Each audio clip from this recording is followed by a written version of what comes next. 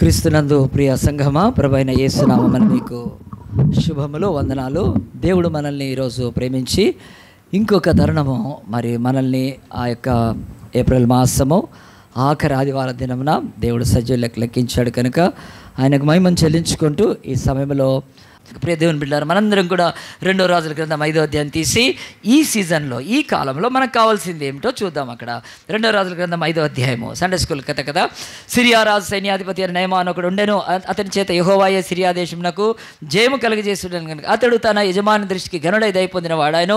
అతడు మహాపరాక్రమశాలి ఉండేను, కానీ అతడు కుష్ఠరోగి. సో ఈ కథ తెలియని వారు లేరు, అందరికీ తెలుసు, 90% తెలుసు అనుకుంటున్నాను. మీరు ఇది సండే స్కూల్ కథ. ఒకనాడు ఇశ్రాయేలుకు మరి రాజులు ఉన్నారు. వాళ్ళ రాజ్యము 2గా డివైడ్ అయిపోయింది. ఆంధ్ర, తెలంగాణ. ఉత్తర ప్రాంతాన్ని ఇశ్రాయేల్ అని, దక్షిణ ప్రాంతాన్ని యూదా అని చెప్పారు. సో ఇశ్రాయేల్ అనే ప్రాంతంలో ఒక రాజు ఉన్నాడు. ఆ యొక్క రాజు సిరియా, ఆ యొక్క ఇశ్రాయేల్ రాజు ఉన్నప్పుడు పొరుగు దేశము పక్కన సిరియా ఉంది కదా. మనకు పొరుగున ఎవరున్నారండి? పాకిస్తాన్ ఉంది కదా. ఎంత మంచి ప్రేమైన కంట్రీ కదా మనకు. హౌ గ్రేట్ కదా. పాకిస్తాన్ అంటే ఇండియన్స్కి ఎంత హాయిగా అనిపిస్తుందా? సో ఆలోచించండి కదా. వచ్చి ముష్కర్లు 27 మందిని ప్రాణాలు తీసేశారు. మనల్ని పెళ్లి చేసుకొని హనీమూన్కి వెళ్ళిన ఆ యొక్క ఒక అమ్మాయి దేంతో తిరిగి వచ్చిందండి? పసుపు కుంకుమలు కోల్పోయింది. ఆ భాషలో లాస్ట్ కదా. ఆ శవం పెట్టుకొని అక్కడ కూర్చు. సో ఇలాగున్న పొరుగు దేశాలు ఎప్పుడు మంచిగా ఉంటాయని ఏం గ్యారంటీ లేదు కదండి, పొరుగు దేశాలు. కనుక చివరికి ఒక మారిషస్ అనే దేశం కూడా మనతో తగాదా పెట్టుకుంది. శ్రీలంక కూడా మనతో పెట్టుకుంది. ఇటు భూటాన్, నేపాల్ చిన్నవి కనుక వాళ్ళు పెట్టుకుంటారేమో. పాకిస్తాన్ పైన చైనా ఏంటండి కదా. భారతదేశం చుట్టూ కూడా there is no such a piece. మనం అనుకున్నంత ఫ్రెండ్షిప్ ఏమీ లేదు. సో అలాగున ఇశ్రాయేల్ దేశం పైన సిరియా ఉంది. సిరియా దేశము అది దేవుడి దేశం కాదు కదా. ఎందుకంటే దేవుడి దేశం భూమి మీద ఒకే దేశం, అది ఇశ్రాయేల్. ఒకే దేశం ఇశ్రాయేల్, ఒకే దేశం ఇశ్రాయేల్. కనుక ఒకే దేశం ఇశ్రాయేల్. తర్వాత దేవుడు దాన్ని ఆపేసేస్తాడు. మళ్ళీ ఇశ్రాయేల్ తర్వాత ఇంకొక దేశము కదా, అమోరీల దేశం అలా అనుకుందాం. ఐగుప్తుని, ఆ తర్వాత లేకపోతే ఇంకా వేరే వాటిని ఆయన దేవుడి దేశంగా చేయదలుచుకోలేదు. మంచిగానండి. సో ఇది మనం కొంచెము దేవుడి బిడ్డలుగా, దేవుడి సేవకులుగా, దేవుడి నాయకులు చాలామంది ప్రార్థన చేస్తారని తెలుసు. ప్రభా భారతదేశాన్ని క్రైస్తవ దేశం మార్చండి. దేవుడు అంటాడు చెప్పు తీయమంటాడు. దేవుడు తొందర ఎయ్యండి ఒకటి, దాన్ని ఒకటి. నాకు ఒకే దేశం ఉంది, అది ఇశ్రాయేల్. ఇంకెప్పటికదే. There is no other nation for me. ఇంకే దేశం అక్కర్లేదు ఆయనకు. ఒక దేశము ఉంది, అది ఇశ్రాయేల్ దేశం. సున్నతి చేయబడి వాళ్ళ యొక్క దేశస్తులు విగ్రహారం చేయమంటే అగ్నిలోకి వెళ్తారు వాళ్ళు. నాకు ఒక్క దేశం చాలు, దట్స్ ఇనఫ్. ఈ దేశాలన్నిటిని పరిపాలించడానికి. మీరు ఇండియాకి ఎన్ని క్యాపిటల్స్ పెడతారండి? ఢిల్లీ ఒకటి చాలా? జగన్లాగా 3 క్యాపిటల్సా? పీకుతుంది. అందుకని పోయినట్టుంది. 3 క్యాపిటల్స్ అక్కర్లేదు. ఒకవేళ మనుషులకు కావచ్చు అండి, మనుషులకు నో ప్రాబ్లం. అని ఒక దేశానికి ఒక్క క్యాపిటల్ ఉన్నప్పుడు దేవుడు అన్నాడు ఈ భూమి మీద ఉన్న అన్ని దేశాలకు ఒక్క దేశం, వన్ కంట్రీ ఇస్ ఇనఫ్. మరి ఆ ఒక్క దేశంతో నేను అందరినీ కంట్రోల్. సో ఇప్పుడు మళ్ళీ భారతదేశం క్రైస్తవ దేశం కావడం కానీ, లేకపోతే ఆ యొక్క చైనా, ఏమీ కాదండి. వెర్రి అజ్ఞానము పిచ్చి మొహాలు ప్రార్థన చేస్తారు. సేవకుల దగ్గర విన్నాను నేను. అలా క్లారిటీ లేదు కనుక. బైబిల్లో పాత నిబంధన మీద వన్ నేషన్, దట్ ఈస్ యాకోబు రాజ్యములకు మకుటంగా దేవుడు ఇచ్చాడు. యాకోబు ఆ ఇశ్రాయేల్ రాజ్యములకు శిరస్సు, అది it's head of the nations. ఇంకా చాలా ఆయనకు అక్కరు. ఆ రాజ్యం నుంచే సకల రాజ్యాలను దేవుడు తన యొక్క సంఘములోకి తీసుకొచ్చి దేవుని రాజ్యం కొరకు ప్రార్థన చేయమన్నాడు. ఎస్ ప్రభు కదా. పరలోక ప్రార్థన నేర్పించినాడు. ఏమన్నాడు? పరలోకమున్న మా తండ్రి నీ నామము పరిశుద్ధపడును కాక, నీ రాజ్యము వచ్చును కాక అన్నాడు. ప్రభా నువ్వు భారతదేశాన్ని నీ రాజ్యంగా మార్చమన్నాడా? ఎంత వెర్రండి. సేవకులకు, పాస్టర్లకు, డాక్టర్లకు, ఎంటీహెచ్ చేసిన వాళ్ళకు క్లారిటీ ప్రాబ్లము. ఆ యొక్క స్పష్టత లేదు. ఎందుకంటే తోటోడు తొడగోసుకుంటే నేను ముక్కు కోసుకోవాలా? కోసుకోండి. మంచి సామెత. అట్లా పిచ్చిగా ఎవడో ప్రార్థన చేస్తాడు. ఏ ఊపులో ప్రార్థన చేస్తాడు? పెంతికోస్తలో ఏమనుకోద్దండి, ఆత్మలో రికర బరబర దిరికర ఇక మాట్లాడతాడు. జిబిరిష్ లాంగ్వేజ్ మాట్లాడినాక ఏ ఆత్మ వస్తుందో తెలియదు. ఇక ఊపురాంగ దేవా భారతదేశాన్ని క్రైస్తవ దేశం, అందుకే ఇటు తయారైంది. దేవుడు ఎప్పుడు చెప్పలేదు భారతదేశాన్ని క్రైస్తవ దేశం మరి. ఆయనకు అక్కర్లేదు. ఆయనకు ఆల్ మరి అట్లాంటి అనుకున్నప్పుడు ఇప్పుడు సైతానికే ఇచ్చేసేవాడుగా. సైతాన్ కొండ మీద తీసుకెళ్ళేమన్నాడు, అంత మొక్కు నీకు భూమిని ఇచ్చేస్తా అన్నాడు. అప్పుడు మొక్కాడు యేసు ప్రభు 3 శోధనలో, నాకేంట్రా నువ్వు ఇచ్చేది, నా రాజ్యమో నా తండ్రి ఇస్తాడని. కనుక ఇంకోసారి ఎర్రి ప్రార్థన చేయొద్దు. అది హిందువుల పాపం. మన బంధువులు హిందువులు విని బాధపడుతున్నారు. ఏంటి వీళ్ళు క్రిస్టియన్ దేశం అంటే మీరు గుర్తుపెట్టుకోండి, మీ ఇంటెన్షన్ సరిగ్గా ఉన్నా కానీ అది బుద్ధిహీనతో చేస్తున్నారు కనుక వాళ్ళు ఇది క్రైస్తవ దేశం అంటే మళ్ళీ బ్రిటిష్ వాళ్ళు వస్తారు. ఎంత బాధ కదా. బ్రిటిష్ వాళ్ళు ఇట్లా బూటు పెడితే పాపం పాలిష్ చేసి నాకాలి చేశారు. కఠినులు, దుర్మార్గులు బ్రిటిష్ వాళ్ళు, భారతదేశాన్ని ఏలిన వాళ్ళు. బ్రిటిష్ వాళ్ళు తప్ప ఇంగ్లీష్ వాళ్ళు కాదు, ఇంగ్లాండ్ వాళ్ళు కాదు. వాళ్ళు ఎంతోమంది మిషనరీస్ ఉన్నారు మనకు. వాళ్ళు చేసినంత సేవ ఇరుదా. సర్ ఆర్థర్ ఎక్కడండి ఆయన? ధవళేశ్వర్లో ఏం కట్టించాడు కదా, ఆయనను మొక్కుతారు ఈరోజు వరకు తెలుసా. అట్లా మహనీయులు ఉన్నారు దాంట్లో. వాళ్ళందరినీ బ్రిటిష్ వాళ్ళు అంటాం లేదు. బ్రిటిష్ వాళ్ళు రాజ్యకాంక్షలు కలిగిన ఒక దుర్మార్గమైన వాళ్ళు. కనుక దేవుడు అలాగొచ్చినప్పుడు వాళ్ళ ద్వారా కొంత వాడుకుండొచ్చు. కానీ మీరు ప్రార్థన చేసావనుకో, దేవా ఇండియాను క్రైస్తవ దేశం మారమంటే వాళ్ళు భయపడుతున్నారు. ఏంటి మళ్ళీ బ్రిటిష్ వాళ్ళు వెళ్తారా మమ్మల్ని? అంత భయంకరం కదా. సో అలాంటి పిచ్చి ప్రార్థన చేయదు. కనుక బంధువులైన హిందువులు రక్షణ పొందాలి ప్రభువా, వారు చీకట్లోంచి వెలుగులోకి రావాలి ప్రభా, నీ ప్రేమను చూడాలి ప్రభా, నువ్వు ఎంత మంచి దేవుడవు ప్రభా, నీ ఇట్లా చెప్పండి. కనుక బైబిల్ ఈ మాటలు ఎందుకు వచ్చినాయంటే, బైబిల్లో సిరియా దేశం అనే దేశము ఇశ్రాయేల్ దేశానికి పొరుగు దేశము. వాళ్ళు లేచి వచ్చి యుద్ధం చేసి ఇశ్రాయేలును ఓడిస్తూ ఉన్నారు. తరచుగా ఓడిస్తున్నారు, తరచుగా ఓడిపోతున్నారు. కొంతమంది తరచుగా ఎగ్జామ్ రాస్తారు, మార్చి రాస్తారు, తర్వాత సెప్టెంబర్ కనుక ఫీజు కట్టుకుంటూ ఉండే ఏం పర్లేదు కదండి కదా. ఎందుకంటే వాళ్ళు దాంట్లో వాళ్ళు ఆనర్ చేయటానికి కదండి, థీసిస్ సమర్పించి డాక్టరేట్ కావాలి. సో అది 10th కావచ్చు, ఇంటర్ కావచ్చు. సో ఏం కాదండి. అట్లా వీళ్ళు ఇశ్రాయేలును మార్చిలో ఓడగొడతారు, మళ్ళీ సెప్టెంబర్లో వేసేసిపోతారు. కనుక అలాగ ఎందుకు అని దేవుడు కూడా వాళ్ళకి ప్రశ్న వేశాడు. దేవుడి రాజ్యమైండి ఎందుకు ఓడిపోతున్నారంటే, భక్తిహీనత మనకు అపజయం తీసుకొస్తుంది. రాసి పెట్టుకోండి, భక్తిహీనత మన బ్రతుకులో ఎవ్రీ ఏరియాలో డిఫీట్ ఉంటుంది.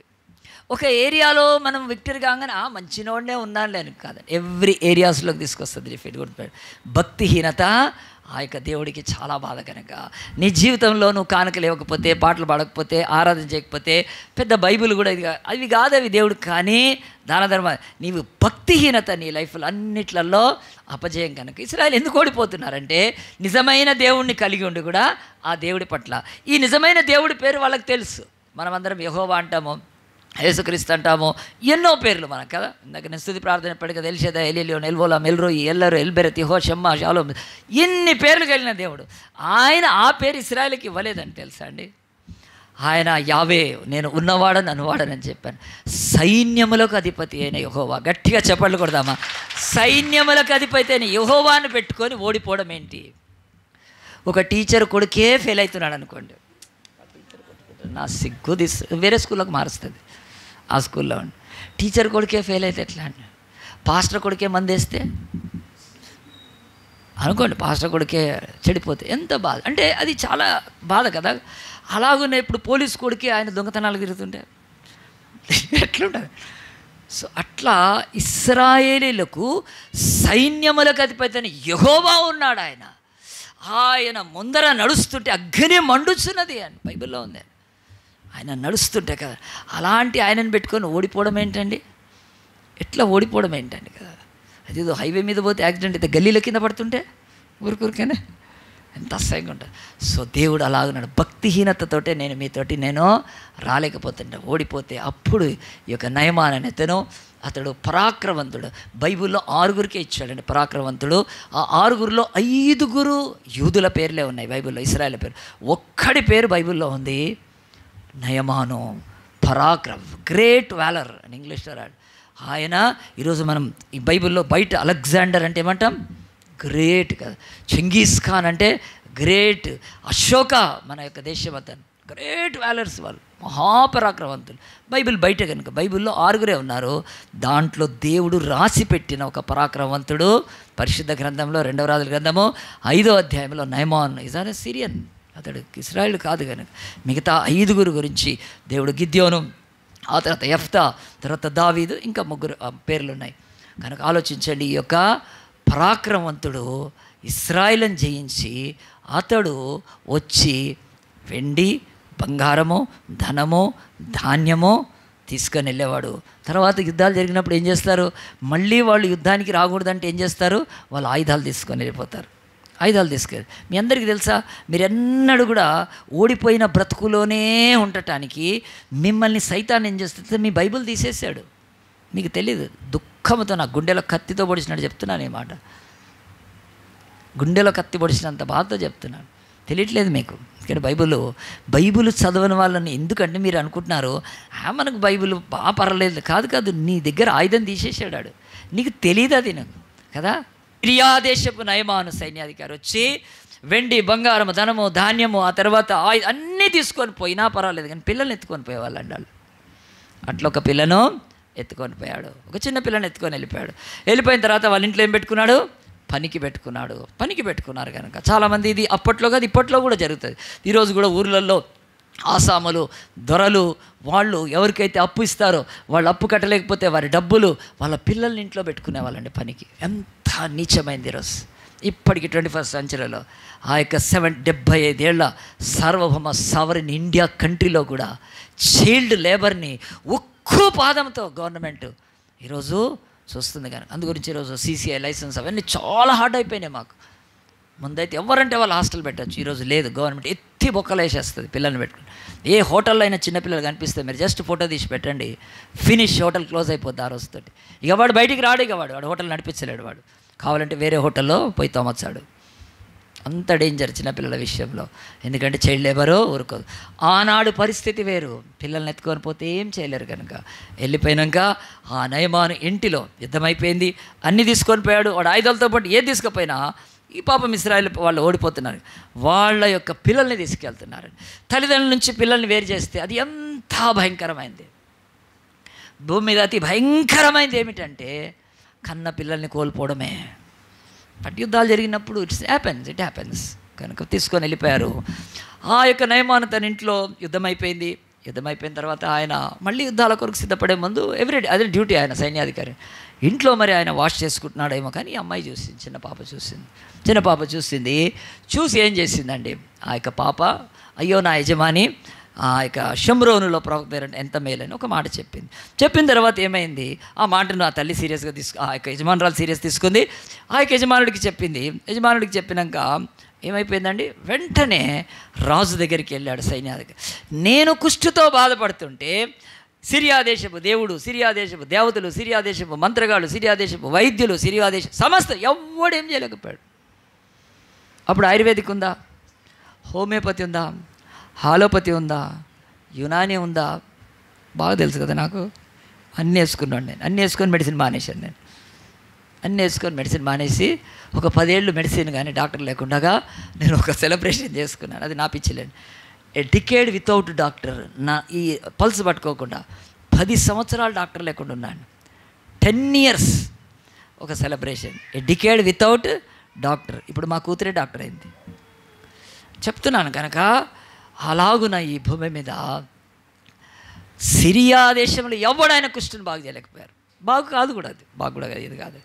అలాంటప్పుడు ఈ చిన్నదాని మాట విని కూడా వెంటనే అంటే ఏదైనా చేసి బాగుపడాలనుకొని వెంటనే రాజుకు పోయి చెప్పాడు, రాజా నేను ఇట్లా అంటే రాజు ఎంతో సంతోషపడ్డాడు. ఎందుకు సంతోషపడ్డాడండి, నా సైన్యాధికారి బాగుంటే నా యొక్క దేశము చేయాలండి. ఎందుకు దేశం బాగుంటుంది, నన్ను కొంచెం ముందుకు జరగండి, మీరు కొంచెం ముందు జరగండి, వెనుకోళ్ళు అక్కడ ఉన్న వాళ్ళు కొంచెం సెన్స్, కొంచెం మన వాలంటీర్స్ వాళ్ళకు కూడా వాలంటీర్స్కి ఉండదు, అది జరగండి, నాకు కొంచెం జరిపి కూర్చోబెట్టండి. అయితే ఆ యొక్క సైన్యాధికారి ఎందుకు అనుకుంటున్నాడండి, ఆ యొక్క బాగుపడాలని. ఇప్పుడు మనకు ఎవరు రోగం వచ్చింది, ఎవరికి ఏం బాగుపడాలని ఎవరు కోరుకుంటారండి, తల్లిదండ్రులు కోరుకుంటారు. మిగతా వాళ్ళు ఎవరైనా కోరుకుంటారా మన రోగం బాగుపడాలని? ఏం కోరుకోరండి. కానీ ఒక రాజు ఎందుకు కోరుకున్నాడంటే అతడు రాజ్యాలను జయించి ఏం తీసుకొస్తున్నాడు చాలా. ఇప్పుడు నాకు చాలాసార్లు ఇక్కడ ఉన్నప్పుడు ఈరోజు కదండి నా ఆత్మీయ కూతురు గానకోకిల కవిత రాలేదు ఈరోజు. నాకు అందరూ సమానంగా చెప్తాను, తను చాలా సీరియస్గా తీసుకుంటా. ఒకరోజు పాటలు పాడటానికి కవిత కదండి ఆ యొక్క మన మెయిన్ క్వైర్ లీడర్గా పెట్టాను. తను రాకపోతే ఎట్లుంటుంది తెలుసా, నాకు ఈ రోజు వీళ్ళు ఏం చేస్తారా, అది ఏం చేయట్లేదు, బాగా చేస్తున్నారు వీళ్ళు, మంచిగా పాడతారు. తర్వాత సునీత కానీ, మేరీ కానీ, ఇదిగో శిరీష కానీ, మీనమ్మ కానీ, వీళ్ళందరూ ఎవ్వరు రాకపోయినా అయ్యో వీళ్ళు లేరు బాధపడతాను. ఇంకా వీళ్ళు కదా మ్యూజిషియన్స్ ఇద్దరు, వీళ్ళు రాకపోతే నేను కొట్టాలి, నేను కొట్టకపోతే ఆ గమలీలు కొడతాడో, శరణ్ కొడతాడో, ఆ తర్వాత అందరూ బయటికి వెళ్ళిపోవాల్సి వస్తుంది. అంటే రాదు మాకు కనుక ఏం చేస్తాను, వాళ్ళు వస్తే సంతోషంగా అంటే మినిస్ట్రీకి ఎంత కావాలి కదండి. అలాగున గుర్తుపెట్టుకోండి, ఒక పరిచర్యకి, చిన్న పరిచర్యకి నాకు వీళ్ళు రాకపోతే అయ్యో ఎట్లా ప్రభా, అది రాకపోతే బాధపడతానే. అలాంటిది ఒక దేశానికి సైన్యాధికారి చచ్చిపోతే తర్వాత వాళ్ళు ఓడిపోవచ్చు.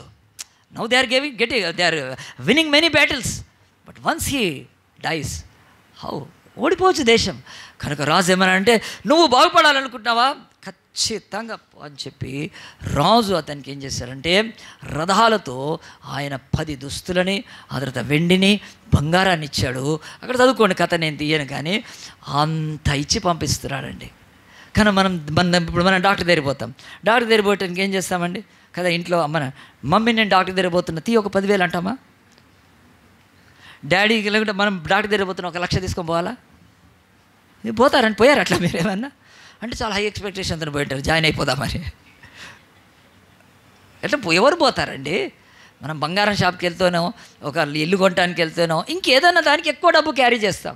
హాస్పిటల్ పోవడానికి 50,000 పెట్టుకొని పోదామని ఎవరు పోతారండి? ఇది ఎట్లా ఉంది? బాగుపడటానికి ఇంత డబ్బు ఎందుకు? బాగుపడటానికి ఇంత తీసుకెళ్ళాలి ఆ రథాలతోటి. కానీ రాజు ఏమనుకుంటున్నాడంటే, ఇతడు బాగుపడటానికి నేను ఎంతైనా ఖర్చు పెడతాను. ఆ రాజు ఎంతగా ప్రేమిస్తున్నాడండి ఎవరిని? సైన్యాధికారిని. గట్టిగా చెప్పండి కొడదాం ఆ రాజు కొరకు. మంచోడు ఆ రాజు కనుక. అంటే చాలామంది బెనిఫిట్ వచ్చినప్పుడు ఆ యొక్క బెనిఫిట్ పొందుతారు, ఖర్చు పెట్టాలంటే అప్పుడు ఖర్చు పెట్టరండి. ఇది ఇప్పుడు కోడలు అయితే చాలా తేవాలి, కానీ కోడలకు మంచి చీర కూడా కొనియరు. దిక్కుమాలిన తప్పు కదండి అది. కోడలు చాలా తీసుకొస్తున్నప్పుడు కొంచెమైనా కోడలకు ఒక మంచి చీర పెట్టాలి కదా. కోడలు బండి తెచ్చే, సారే తెచ్చే, అన్నీ తెచ్చింది కదా, కట్నం తెచ్చే, కానీ ఆమెకు పెట్టేటప్పుడు మంచిగా పెట్టాలా లేదా? అట్లా మనకు ఎవరైనా ఏదైనా ఇస్తున్నప్పుడు మనం లిబరల్గా ఉండాలండి కదా, ఇచ్చే వాళ్ళ పట్ల అయినా. కానీ అక్కడ పీసు బుద్ధి చూపిస్తే మంచిది కాదు. నాకు ఈ సిరియా రాజు నేర్పిస్తున్నాడు, నాకు బైబిల్లో ప్రతి వర్డ్ నేర్పిస్తుంది నాకు. నేను ఆలోచించిన, అవును ప్రభా, సైన్యాధికారి ఇంత లాభాన్ని దేశానికి తీసుకొస్తున్నప్పుడు అతని యొక్క మెడికేషన్కి, హీలింగ్ కొరకు ఇది ఎంత రాజ్యానికి? నథింగ్ కదండి, చాలా తక్కువ. కనుక చాలా తక్కువ అండి. అప్పుడప్పుడు మన వాళ్ళు కూడా, ప్రభుత్వాలు ఎప్పుడైనా కొంతమంది ఇదైతే ఎంత ఖర్చు పెట్టైనా వాళ్ళని బాగు చేపిస్తారు కదా. ఎందుకు పెడుతుంది ప్రభుత్వం? వాళ్ళ దేశానికి అసర్ట్ కనుక, వాళ్ళు చాలా ఇది కనుక. ఒక సైంటిస్ట్కో లేకపోతే ఒక మంచి అనుకుందాం కదా, వాళ్లకు బాగలేకపోతే ప్రభుత్వం ముందుకు వస్తుంది. ఒకటి పేదోళ్ళకు కాదు, పేదోళ్లకు ఆ యొక్క ఆరోగ్యశ్రీ కాదు, కొంతమంది వాళ్ళకు బాగులేకపోతే గవర్నమెంట్ ముందుకు వస్తుంది. ఈ రాజు ఎంత మంచోడండి, గుర్తుపెట్టుకొని నేర్చుకోండి. మీకు ఎవరైనా సహాయం చేసి మీకు వాళ్ళ ద్వారా కొంచెమైనా లాభం కలుగుతుంటే లాభం అనద్దులే, కానీ వాళ్ళ దగ్గర లిబరల్గా ఉండండి, మంచిగా ఉండండి. వాళ్ళకు రాజు ఇచ్చి పంపించాడు. అంతేనా? రాజు ఏం రాశాడండి? ఒక రికమెండేషన్ రాశారు కదా, రికమెండేషన్ లెటర్ రాసి ఇచ్చాడు. రికమెండేషన్ లెటర్ రాసి ఎక్కడికి పోమన్నాడు? మోడీ దగ్గరకా లేకపోతే ఆ యొక్క రేవంత్ రెడ్డి దగ్గరకా? కాదు కదండి. చూడండి బైబిల్లో చూడండి 5వ అధ్యాయంలో ఎంత చక్కగా ఆయన పత్రికలు రాసి ఇచ్చాడని. 5వ వచనం, సిరియా రాజు నేను ఇశ్రాయేల్ రాజునకు దూత చేత పత్రిక పంపిస్తాను. ఆజ్ఞ ఇచ్చాను కనుక అతడు 20 మణుగుల వెండి, 1,20,000 రూపాయల బంగారం, 10 దుస్తులు, బట్టలు తీసుకొని పోయి ఇశ్రాయేల్ పత్రిక అప్పగించమన్నాడు. ఎంత మంచి రాజు అండి. పత్రిక కూడా రాశాడు. ఉట్టి వెండి బంగారాలే కాదు, దుస్తులే కాదు. ఇది బైబిల్లో మరి బైబిల్ పండితులు క్యాలిక్యులేట్ చేశారు. ఎంత తెలుసా? 1.2 మిలియన్ ఈరోజు. 1.2 మిలియన్. కనుక ఎవరైనా ఇంజనీరింగ్ స్టూడెంట్ దాన్ని ఆ డాలర్స్ని రూపీస్లో కన్వర్ట్ చేయండి. 1.2 మిలియన్స్ తీసుకోండి. నేను ఫోన్ తీస్తే లేట్ అవుతుంది. 1.2 millions equal to Indian rupees అనుకోండి వస్తుంది. కనుక మా పాపకు నేను ఫిలిప్పీన్స్లో ఫీజు కట్టేటప్పుడు రోజు కొట్టుకునేవాడిని ఇండియన్ రూపీస్. కనుక ఫీజు కట్టమన్నప్పుడు ఎంత ఉంది ఎక్స్చేంజ్ తెలుస్తుంది. 1.2 మిలియన్స్ వర్త్, డాలర్స్ వర్త్ ఆ రోజు పంపించి కూడా ఏం రాస్తున్నాడు? పత్రిక రాసి. ఎంత ప్రేమించాడండి తన యొక్క. కనుక అతను అది తీసుకొని బైబిల్ చెప్తుంది నేరుగా ఎవరి దగ్గరికి వెళ్ళిపోయాడు? ఇశ్రాయేల్ రాజు దగ్గరికి వెళ్ళిపోయాడు. తన యొక్క ఇశ్రాయేల్ రాజు దగ్గరికి వెళ్ళాక ఏమైంది? ఇశ్రాయేల్ రాజు విషయం ఇది చదువుదాం. మన వాక్యం ఎండింగ్ వచ్చింది కనుక ఇశ్రాయేల్ రాజు దగ్గరికి వెళ్ళినప్పుడు దేవుని యొక్క వాక్యంలో మరి ఆ యొక్క రాజు యొక్క స్పందన చూద్దాం. చూడండి 7వ వచనంతో స్టార్ట్ అవుతుంది. ఇశ్రాయేలు రాజు ఈ పత్రికను చదివి వస్త్రములు చింపుకొని, ఫస్ట్ చదివినాక ఏం చేశాడు? వస్త్రాలు చింపుకొని. మీరు ఎప్పుడైనా ఎగ్జామ్కి వెళ్ళి పేపర్ చూడగానే చింపేసుకున్నారా మీ బట్టలు? నేను రాశానండి. నేను ఇంజనీరింగ్ 84-85లో నేను ఇంజనీరింగ్ చేస్తున్నప్పుడు మా దగ్గర చాలామంది ఉండేవాళ్ళు. ఒక ఆయన అయితే చాలా ఎత్తుగా ఉండేవాడు. వాడి పేరు గుర్తుపోయింది, నాకు మర్చిపోయింది. నా క్లాస్మేట్ 4వ తరగతి. వాడు పేపర్ పెట్టాడు, అరే క్యా హోరా భయ్యా బిస్మిల్లా అనేవాడు. ఇట్లా వాడు జుట్టంతా చేసేసుకునేవాడు. పాపం అంటే ఆ యొక్క పేపర్ అవి అర్థం కాక, ఎగ్జామ్ పేపర్ అర్థం కాక ఇట్లా కూర్చునేవాడు. వాడు ఎగ్జామ్ ఎవరు ఇట్లా కూర్చున్నాడు. పాపం వాడిని బలవంతంగా జాయిన్ చేశారు ఇంజనీరింగ్లో. రాస్తుంటే ఆ తర్వాత పేపర్ ఇచ్చి వెళ్ళిపోదాం అనుకుంటే వెళ్ళనిచ్చేవాళ్ళు కాదు. అప్పుడు అనేవాడు, క్యారే ఆధా గంట పెట్టినారయ్యా, అరగంట తర్వాత వదులుతారు బయటికి. వాడు సూపర్ కనుక వాడి తర్వాత వదిలేసాడులేండి ఇంజనీరింగ్. కానీ ఈరోజు ఎవరైనా పేపరు ఒక పత్రిక చూసి బట్టలు చింపుకుంటారా అండి? సో ఇశ్రాయేలు యొక్క రాజు గతి ఏంటండి? ఒక పత్రిక తీసుకొని, మరి పత్రిక ఎందుకు పంపించాడు? ఇది కూడా ఒక ప్రశ్న. ఇశ్రాయేల్ రాజుకి సిరియా రాజుకి మంచిగా అప్పుడు స్నేహం ఉంది కనుక, యుద్ధాలు ఓడిపోతున్నా కానీ ఇక ఎట్లా ఓడిపోతుంటారు కనుక, ఇశ్రాయేల్కి సిరియా రాజుకి మంచి ర్యాపో ఉంది ఆ రోజు కనుక పత్రిక పంపించాడు, మర్యాదగా పంపించాడు పత్రిక. సో అలాగున అయ్యో నా యొక్క పొరుగువాడే సిరియా దేశపతుడే ఎంత పత్రిక రాసి ఎంత గౌరవం ఇచ్చినప్పుడు దాన్ని చదివి దానికి మంచిగా రిప్లై ఇవ్వచ్చు. కానీ అతడు బట్టలు చింపుకొని, అతడు అన్న మాటలు చూడండి, అతను అన్న మాటలు బైబిల్ చెప్తుంది, చింపుకొని చంపుటకు బ్రతికించుటకు నేను దేవుడనా. ఇదేంటండి? ఆయన చంపడానికో బ్రతికించడానికో శవాన్ని పంపించాడా? ఇప్పుడు నయమాన్ శవం తీసుకొచ్చారా సిరియా దేశానికి? నయమానే వచ్చాడా? సూపర్, ఆయన ఎవరైనా మిలిటరీ చీఫ్ కదా, శవం రాలేదే. మరి ఇశ్రాయేల్ రాజు ఇట్లా మాట్లాడతాడేంటి? బతికించుటకు చంపుటకు అంటే డెడ్ బాడీ తీసుకొచ్చారా? తీసుకురాలేదండి. ఇది తప్పు మాట కనుక మనం కూడా అప్పుడప్పుడు ఇట్లాంటి మాటలు మాట్లాడకూడదండి. అంటే సందర్భం లేకుండా మాట్లాడకూడదు, సందర్భానుసారంగా మనం మాట్లాడాలి. తర్వాత చూడండి, అక్కడ ఉన్న వాళ్ళందరింటో దేవుడన ఒకనికి కలిగిన కుష్ఠరోగమును మాన్పని నా యొద్దకు ఇతడు పంపుటయ్యేలా కదా. రెండోది లైన్లోకి వచ్చాడు కనుక కుష్ఠరోగము కుష్ఠరోగం మాన్పటానికి నా యొద్దకు పంపుటయ్యేలా అంటే అతను ఏమంటున్నాడు? నేను రాజును కదా, రాజు దగ్గరికి దేనికి రావాలండి?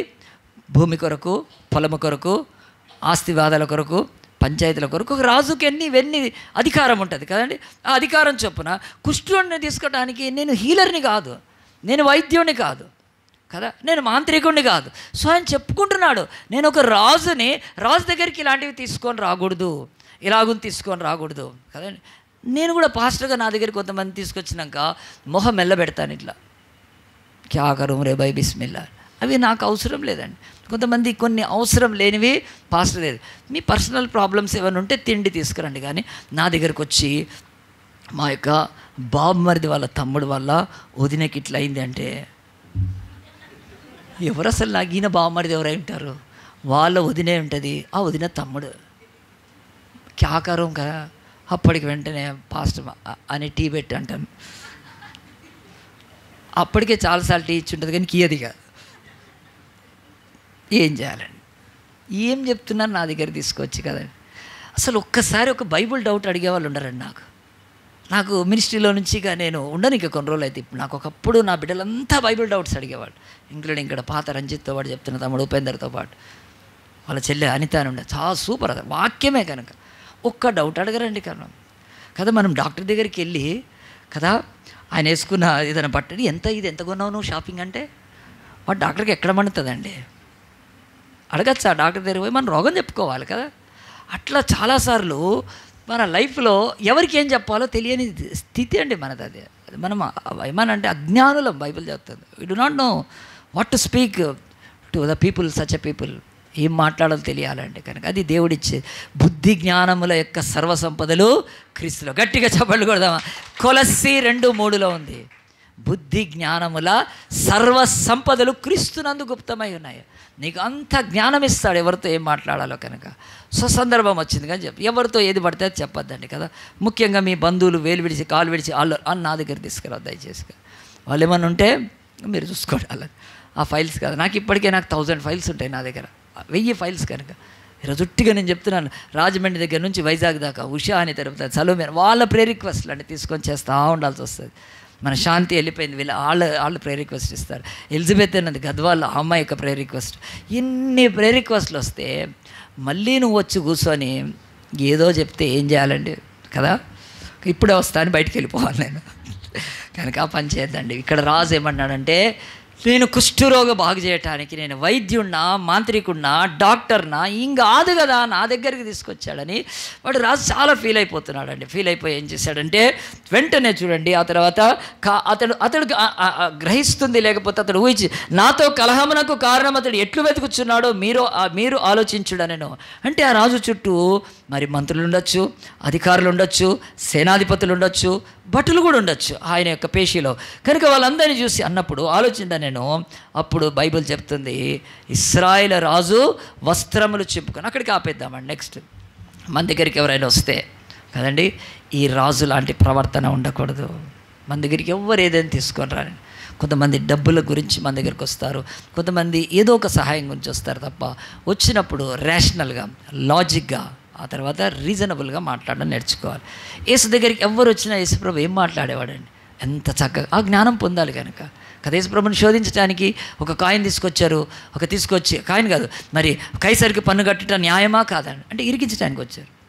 కైసరికి పన్ను కట్టొద్దు అన్నారు అనుకోండి. ఇప్పుడు మన చర్చ్ ఉంది, మన చర్చ్ చెప్పామనుకో మీరు ఎవ్వరు ట్యాక్స్ కట్టొద్దు, మీరు ఎవ్వరు కరెంటు బిల్లుని పట్టొద్దు అంటే ఏమవుతారు, ఇది విన్నారనుకో ఆడ బయట నన్ను కూర్చోబెట్టుకొని తీసుకుపోతారు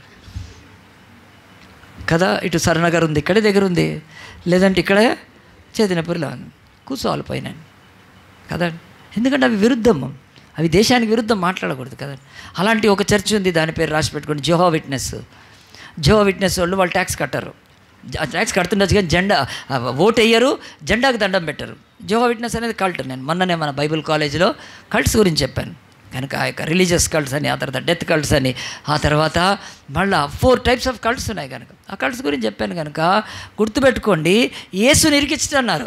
కైసర్ అంటే ఆ రోజు రాజు, ఆయనకు పన్ను కట్టాలంటే మన మోడీ గవర్నమెంట్ లాగా గవర్నమెంట్స్ పన్ను కట్టాలంటే అప్పుడు యేసుప్రభు ఏం చేశాడండి కదా. ఈ రోజుకి కాదు అని, లేకపోతే నేను ఈ ప్రశ్నకు జవాబు చెప్పాను, విలేకరులు చెప్తారు కదా, విలేకరులకి విన్నప్పుడు నేను నెక్స్ట్ క్వశ్చన్ అడగలేదండి. ఆ తర్వాత యేసుప్రభునికి ఎంత మంచిగా చెప్పాడండి. కైసరుకు పన్ను ఇచ్చిన న్యాయమా కాదా కదండి. ఒకవేళ కైసరికి పన్ను ఇవ్వడము మంచిది అంటే అతను యూదులకు వ్యతిరేకైపోతాడు, ఇంకా మనోడయ్యుండి ఇప్పుడు పన్ను కట్టండి అన్నాడు అనుకోండి కదండి, అతడు రోమీల పక్షం అయిపోతాడు. ఇట్లా కట్టద్దు అన్నాడు అనుకో, రోమీలకు వ్యతిరేక. ఇలాగ ఇరికించినప్పుడు యేసుప్రభు ఏం చేశాడు తెలుసా అండి, జ్ఞానమునకు ఊట కదండి 7 స్తంభాలు పెట్టాడు ఈ భూమి మీద జ్ఞానానికి. ఆ యొక్క యేసుప్రభు సింపుల్గా అన్నాడు, కైసరికి అండి దేవుడి. గట్టిగా చెప్పలు కొడదామా. మన బ్రతుకుల్లో 6 రోజులు మీరు లోకానికి ఇచ్చిన 7వ రోజు కూడా లోకానికి, ఆ 7వ రోజు చర్చికి రాలేకపోతే బతుకు అంతకంతకు పాతాళానికి దిగుతుంది. దానికి ఎవ్వడు ఏ పాస్టర్ ఏం చేయలేడు. నువ్వు ₹1,00,000 తీసుకుపోయి డొనేషన్లు ఇచ్చిన నీ బతుకు ఇంకెవడు బాగు చేయలేడు. 6 days అట్లీస్ట్ 6 daysలో నేను 6 days అలాంటి బిడ్డలు 6 రోజులు కూడా 7వ రోజు కూడా ఆరాధిస్తారు. కానీ ఒక్కరోజు కనుక గుర్తుపెట్టుకోండి, దేవునికి ఇవ్వండి. కైసరివి నీ పిల్లల ఫీజు తీసుకొచ్చి కానుకలేదు ఇక్కడ, నీ కరెంటు బిల్లు తీసుకొచ్చి ఇక్కడ కానుకలేదు ఇక్కడ కదా. ఇంకా నువ్వేదో పెట్టుకున్నావు దాన్ని తీసుకొచ్చి ఇవ్వద్దు, ఏ అవసరం లేదు. But you know that what I can give, నేను ప్రేమతో ఏమి ఇవ్వగలుగుతాను కదా. మనుషులు బైబిల్ చెప్తుంది, మన యొక్క చర్చ 10% తీసుకోదు. 10% యూదులకు చెందింది కనుక అది దిక్కుమాలిన సంఘాలు, ఇంకా దిక్కుమాలిన సంఘాలు. నేను యూట్యూబ్లో పెట్టానంటే నెక్స్ట్ డే బంద్ చేస్తారు నాది, గుర్తుపెట్టుకోండి. నేను చెప్పట్లేదు, అది ఒక దేవుడు సీక్రెట్ కనుక. ఈరోజు మన చర్చికి ఇది 50,000 రెంట్ కడతాం. మేము గుడ్డ మీద చేపెట్టుకోండి మీరు ఏమి ఇస్తున్నారో, మీరు పరీక్షించుకోండి. ఎన్నడైనా అడిగానా, ఒక్కసారైనా 6 మిషనరీస్ని సపోర్ట్ చేస్తున్నాం. ప్రతి సంవత్సరం 2 మందిరాలకు సహాయం చేస్తాం. మనం ఇంకెన్నో చేస్తాం, అసలు చెప్పుకోకూడదు. ఒక్క మనిషిని అడగనక్కర్లేదు. ఎందుకో తెలుసా, ఈ సంఘానికి ఇచ్చేవాళ్ళు 10% ఇవ్వట్లేదు. 10% మతము కనుక, ప్రథమ భాగము మార్గము. గట్టిగా చెప్పండి కూడా, ప్రథమది దేవుడి నాకు కలిగింది నేను ఇస్తాను, సంతోషంగా ఇస్తాను కనుక. నువ్వు ప్రథమ భాగమే యూదులకు పెడితే దానికంటే ఎక్కువ ఇచ్చినప్పుడే న్యూ టెస్ట్మెంట్ ఆఫరింగ్ అవుతుంది. నీ పిల్లలు 3rd class చదువుతున్నప్పుడు ఫీజు కట్టావు, 4th classకి వస్తే ఫీజు మారుతుంది. అంతేగాని నేను 3rd class ఫీజు ఇస్తాను అంటే టీచర్ అంటది, ఆ హెడ్ మాస్టర్ అంటాడు మళ్ళీ 3rd classలో వేసుకోపోవంటాడు ఈ పిల్లల్ని. మన పిల్లల్ని మనం 4th class 5th class వెళ్తాం కదా, మరి అలాగూ ఎందుకు అర్థం కావట్లేదండి. 10% ఎక్కడుంది? మలాకీలో ఉంది కనుక. మలాకీ 3:10 ఏముంది కదా, దేవుడు 10% ఇవ్వమంటున్నాడు. ఆ దిక్కుమాలిన పాస్టర్లు వాళ్ళకి తెలియదు, they do not know the covenants, వాగ్దానాలు తెలియదు, న్యూస్ టెస్ట్మెంట్ తెలియదు. యేసుప్రభు కనుక 10% బైబిల్లో 10%. మనం యూదులం కాదు కనుక, మనం అన్ని జనాల్లోంచి రక్షపడినాం కనుక మనకు 10% చెల్లదు కనుక. సంతోషంగా ఇచ్చేవాడిని ప్రేమిస్తాను, హృదయంలో నిశ్చయం ప్రకారము ఇవ్వాలి. మీరు కొద్దిగా విత్తితే కొద్దిగా, విస్తారంగా ఉంటారు. అసలు నేను ఇచ్చేది ఎందుకో తెలుసా, మీలో దాతృత్వం అనే ఒక క్వాలిటీ రావాలి. మీలో ఆ దాతృత్వం, జనరాసిటీ డెవలప్ కావాలి మీలో. కనుక నేను చెప్పాను కనుక నా చర్చికి డబ్బులతో ఎప్పుడు నడవదు. నా చర్చికి రక్తం ఇచ్చేవాళ్ళు కావాలి, అంతే. దేవుడు అదే చూస్తున్నాడు, వాళ్ళతో నడుస్తుంది కనుక. గుర్తుపెట్టుకోండి, బైబిల్లో ఈ సందర్భం ఎందుకు వచ్చిందంటే ఇక్కడ బైబిల్ స్పష్టంగా చెప్తుంది, ఈ యొక్క యూదుల యొక్క ఆనాడు ఇశ్రాయేలు యొక్క రాజు బట్టలు చింపుకొని అతడు ఆ పరిస్థితిలో ఉన్నాడంటే అతడి బ్రతుకులో భక్తి లేదు, అతడి బ్రతుకులో భయం వచ్చింది. ఇప్పుడు కలహానికి కారణం వెతుకుతున్నాడు అనుకున్నప్పుడు ఆ పరిస్థితుల్లో ఆ దేశంలోనే ఒక ప్రవక్త ఉన్నాడు. ఆ ప్రవక్త ఏం చేశాడు? రాజా, నువ్వు బట్టలు ఎందుకు చింపుకుంటున్నావు? ఇశ్రాయేల్లో ప్రవక్త ఉన్నాడని నీకు తెలీదా? నా దగ్గరికి పంపించు అని అంటారు. నా దగ్గరికి పంపించు అంటారు. నేను చాలాసార్లు చూశాను. కొన్నిసార్లు ఈ యొక్క చిన్న చిన్న హాస్పిటల్ కూడా అనలేము, చిన్న క్లినిక్స్ ఉంటాయి. అక్కడ ఒక పేషెంట్ని సడన్గా తీసుకొచ్చారు. ఆ పేషెంట్ కండిషన్ చాలా ట్రామా కావచ్చు, లేకపోతే సీరియస్ ఉండొచ్చు. అప్పుడు ఏం చేస్తారంటే ఆ హాస్పిటల్, ఆ చిన్న క్లినిక్, అదేదో చిన్న సెటప్లో అక్కడున్న డాక్టర్ కానీ, అక్కడున్న మరి వార్డ్ బాయ్ కానీ, లేకపోతే నర్సు కానీ, వాళ్ళు ఎవరో వాళ్ళు వెంటనే ఒక పెద్ద డాక్టర్కి ఫోన్ చేస్తారు. పెద్ద డాక్టర్కి ఫోన్ చేస్తే సార్ ఇట్లా ఉంది అంటే వాళ్ళకి వీళ్ళకు ఇది ఉంటుంది. వెంటనే నా దగ్గరికి పంపించు, ఇంకా లేట్ చేయొద్దు నువ్వు. పెద్ద డాక్టర్ ఏం చేస్తాడు? ఒక్క ఫోన్ పెట్టేస్తాడు. ఫోన్ కూడా నువ్వు డీల్ చేయలేవు ఆ case, bring it to me, నా దగ్గర పంపించు, నేను వెయిట్ చేస్తాను, నేను వెళ్ళిపోవాలి. కానీ ఎందుకంటే వీళ్ళకు ఈ చిన్న క్లినిక్ హాస్పిటల్కి రిలేషన్ ఉంటుంది కనుక పంపించమంటే వెంటనే వాళ్ళు ఏం చేస్తారండి? హాస్పిటల్కి పంపించేస్తారు. ఈ లోకంలో ఇంత ఇదిగా ఉన్నప్పుడు ఒక భక్తిహీనుడైన ఆ యొక్క ఏమీ చేయలేని రాజు దగ్గర నుంచి ఆ యొక్క నయమాను నా దగ్గరికి పంపించమన్నాడండి. పంపించమన్నప్పుడు అక్కడికి వెళ్ళాడు. వెళ్ళిన తర్వాత నయమాను ఎక్కడికి వెళ్ళాడు? ప్రవక్త దగ్గరికి వెళ్ళాడు. ఆ ప్రవక్త అడ్రస్సే తెలియదు అతనికి. ఎవరు చెప్పింటారు ఇక్కడ పలానా చోట్ల అని. ఆ పేరు Shomron. Shomron was the capital of Israel దేశానికి క్యాపిటల్ కనుక. యూదాకి క్యాపిటలు జెరూసలేం కనుక. తెలంగాణకి క్యాపిటల్ హైదరాబాదు, ఆంధ్రాకి క్యాపిటలు అది డిసైడ్ కావట్లేదు, సరే అమరావతి. అయితే అలాగున ఇజ్రాయెల్ దేశానికి షమ్రోన్ ఉంది. ఆ క్యాపిటల్కి వెళ్ళాడు. అక్కడ దగ్గరలో ఉన్న దగ్గరికి వెళ్ళి ఎక్కడుంటాడు నయమాన్, ఎక్కడుంటాడంటే చెప్తారండి. చెప్పినాక అక్కడికి వెళ్ళిపోయాడు. వెళ్ళిపోయిన తర్వాత ఆ యొక్క నయమాన్ ఇంటి ముందు నిలబడ్డాడు. నయమాన్ అయితే బయటికి రాలేదు. ఎలీషా అనే ప్రవక్త బయటికి రాలేదు. ఆ ప్రవక్త ఏం చేశాడంటే, పోయి నువ్వు వెళ్ళి యొర్దాను నదిలో నువ్వు మునుగుమని చెప్పాడు. పోయి అన్నప్పుడు అప్పుడు ఆ యొక్క నయమాన్కి కోపం వచ్చేసిందండి, చాలా కోపం. ఎందుకు కోపం వచ్చిందండి? ఎందుకనంటే మనము ఆ యొక్క ప్రిజుడిస్ అంటారు ఇంగ్లీష్లో. ఈ యొక్క ముందుగానే ఊహించుకుంటే అట్నే అవుతుందండి కదా. అతడు ఏమనుకున్నా అంటే, నేను సైన్యాధికారిని కదా, రాజు దగ్గర నుంచి ఇక్కడికి వచ్చాను కదా, నాకు రెడ్ కార్పెట్ వెల్కమ్ ఉంటుందేమో. ఆ యొక్క బయటికి అతను వచ్చేసేసి ఆ యొక్క ప్రవక్త, మీరు సైన్యాధిపతి కదా అని ఆయనకు గౌరవము, ఆయనకు ఆనరు, ఆయనకు గొప్ప చేసి ఇచ్చేస్తాడేమో అనుకున్నాడు. కానీ ఎలీషా ఏమాడు? బయటికి కూడా రాలేదు. ఎందుకు రాలేదండి? ఎలీషాకు గర్వం ఎక్కువ, ఎలీషాకు పొగరెక్కువ. ఎలీషాకి కదా మనుషులంటే లెక్కలేదు. ఇదే అంటే అస్సలు కాదు కదా చెప్తున్నాను. నిజమైన సేవకుడు ఎప్పుడు కూడా దేవుణ్ణి ఘనపరిచే వాళ్ళని ఘనపరుస్తాడు, దేవుడికి నిజమైన ఘనత ఇచ్చే వాళ్ళని ఘనపరుస్తాడు. తను కూడా తన స్థానం ఏంటో ఎరిగిన వాడై ఉండి అతడు తగ్గించుకోడు, ఆ విషయంలో తగ్గించుకోడు. కనుక మన చర్చికి ఇక్కడికి ఒక ఎమ్మెల్యే కానీ ఎవరు వచ్చినా పోయి ఆయన రిసీవ్ చేసుకోవాల్సిన అవసరం లేదండి. ఎందుకో తెలుసా? ఇది దేవుడి యొక్క స్థలం. అందరూ సమానమే, ఇక్కడ అందరూ సమానమే. ఆ వ్యత్యాసాన్ని పాటించాలి, లేకపోతే అలాంటిది ఆ ప్రోటోకాల్ ఇచ్చేయాలి. కానీ దిక్కుమాలిన 3 సార్లు అన్నాను, దిక్కుమాలిన పాస్టర్లు ఎవడన్నా వస్తే వాడికి పోయి అస్సలు అవసరం లేదు. ఎంత పెద్దోడు వచ్చినా సరే, ఈజ్ నథింగ్ బిఫోర్ గాడ్. ఒక మనిషి ఊపితే పోతాడు, అంతకంటే కదా. నరమాత్రుడికి దేవుడి సన్నిధిలో ఆ గౌరవము ఇచ్చి కూర్చోబెట్టి శాల్వాలు కప్పి వాళ్లకు ఈ టేబుల్ ఇది కాదు, ఇది ప్లేస్ కాదు, ఇట్స్ నాట్ ఫర్. దేవుడు ఆయన మహోన్నతమైన దేవుడు, ఆయన సన్నిధిలో ఎవ్వడికి లేదు. కనుక ఈ దిక్కుమాలిన పాస్టర్లు లీడర్లను చర్చిలోకి తీసుకొచ్చి వాడు పాన్ తిని ఉంటాడు, అప్పుడు వాడు తాగి ఉంటాడు, పొద్దున కూడా మంది వేసేవాళ్ళని, రాత్రి మంది ఆడు కూర్చుంటాడు వచ్చి. ఇక్కడ వాళ్ళకి ఇక్కడ ప్లేస్ ఉందా అండి? ఏం అవసరం లేదు.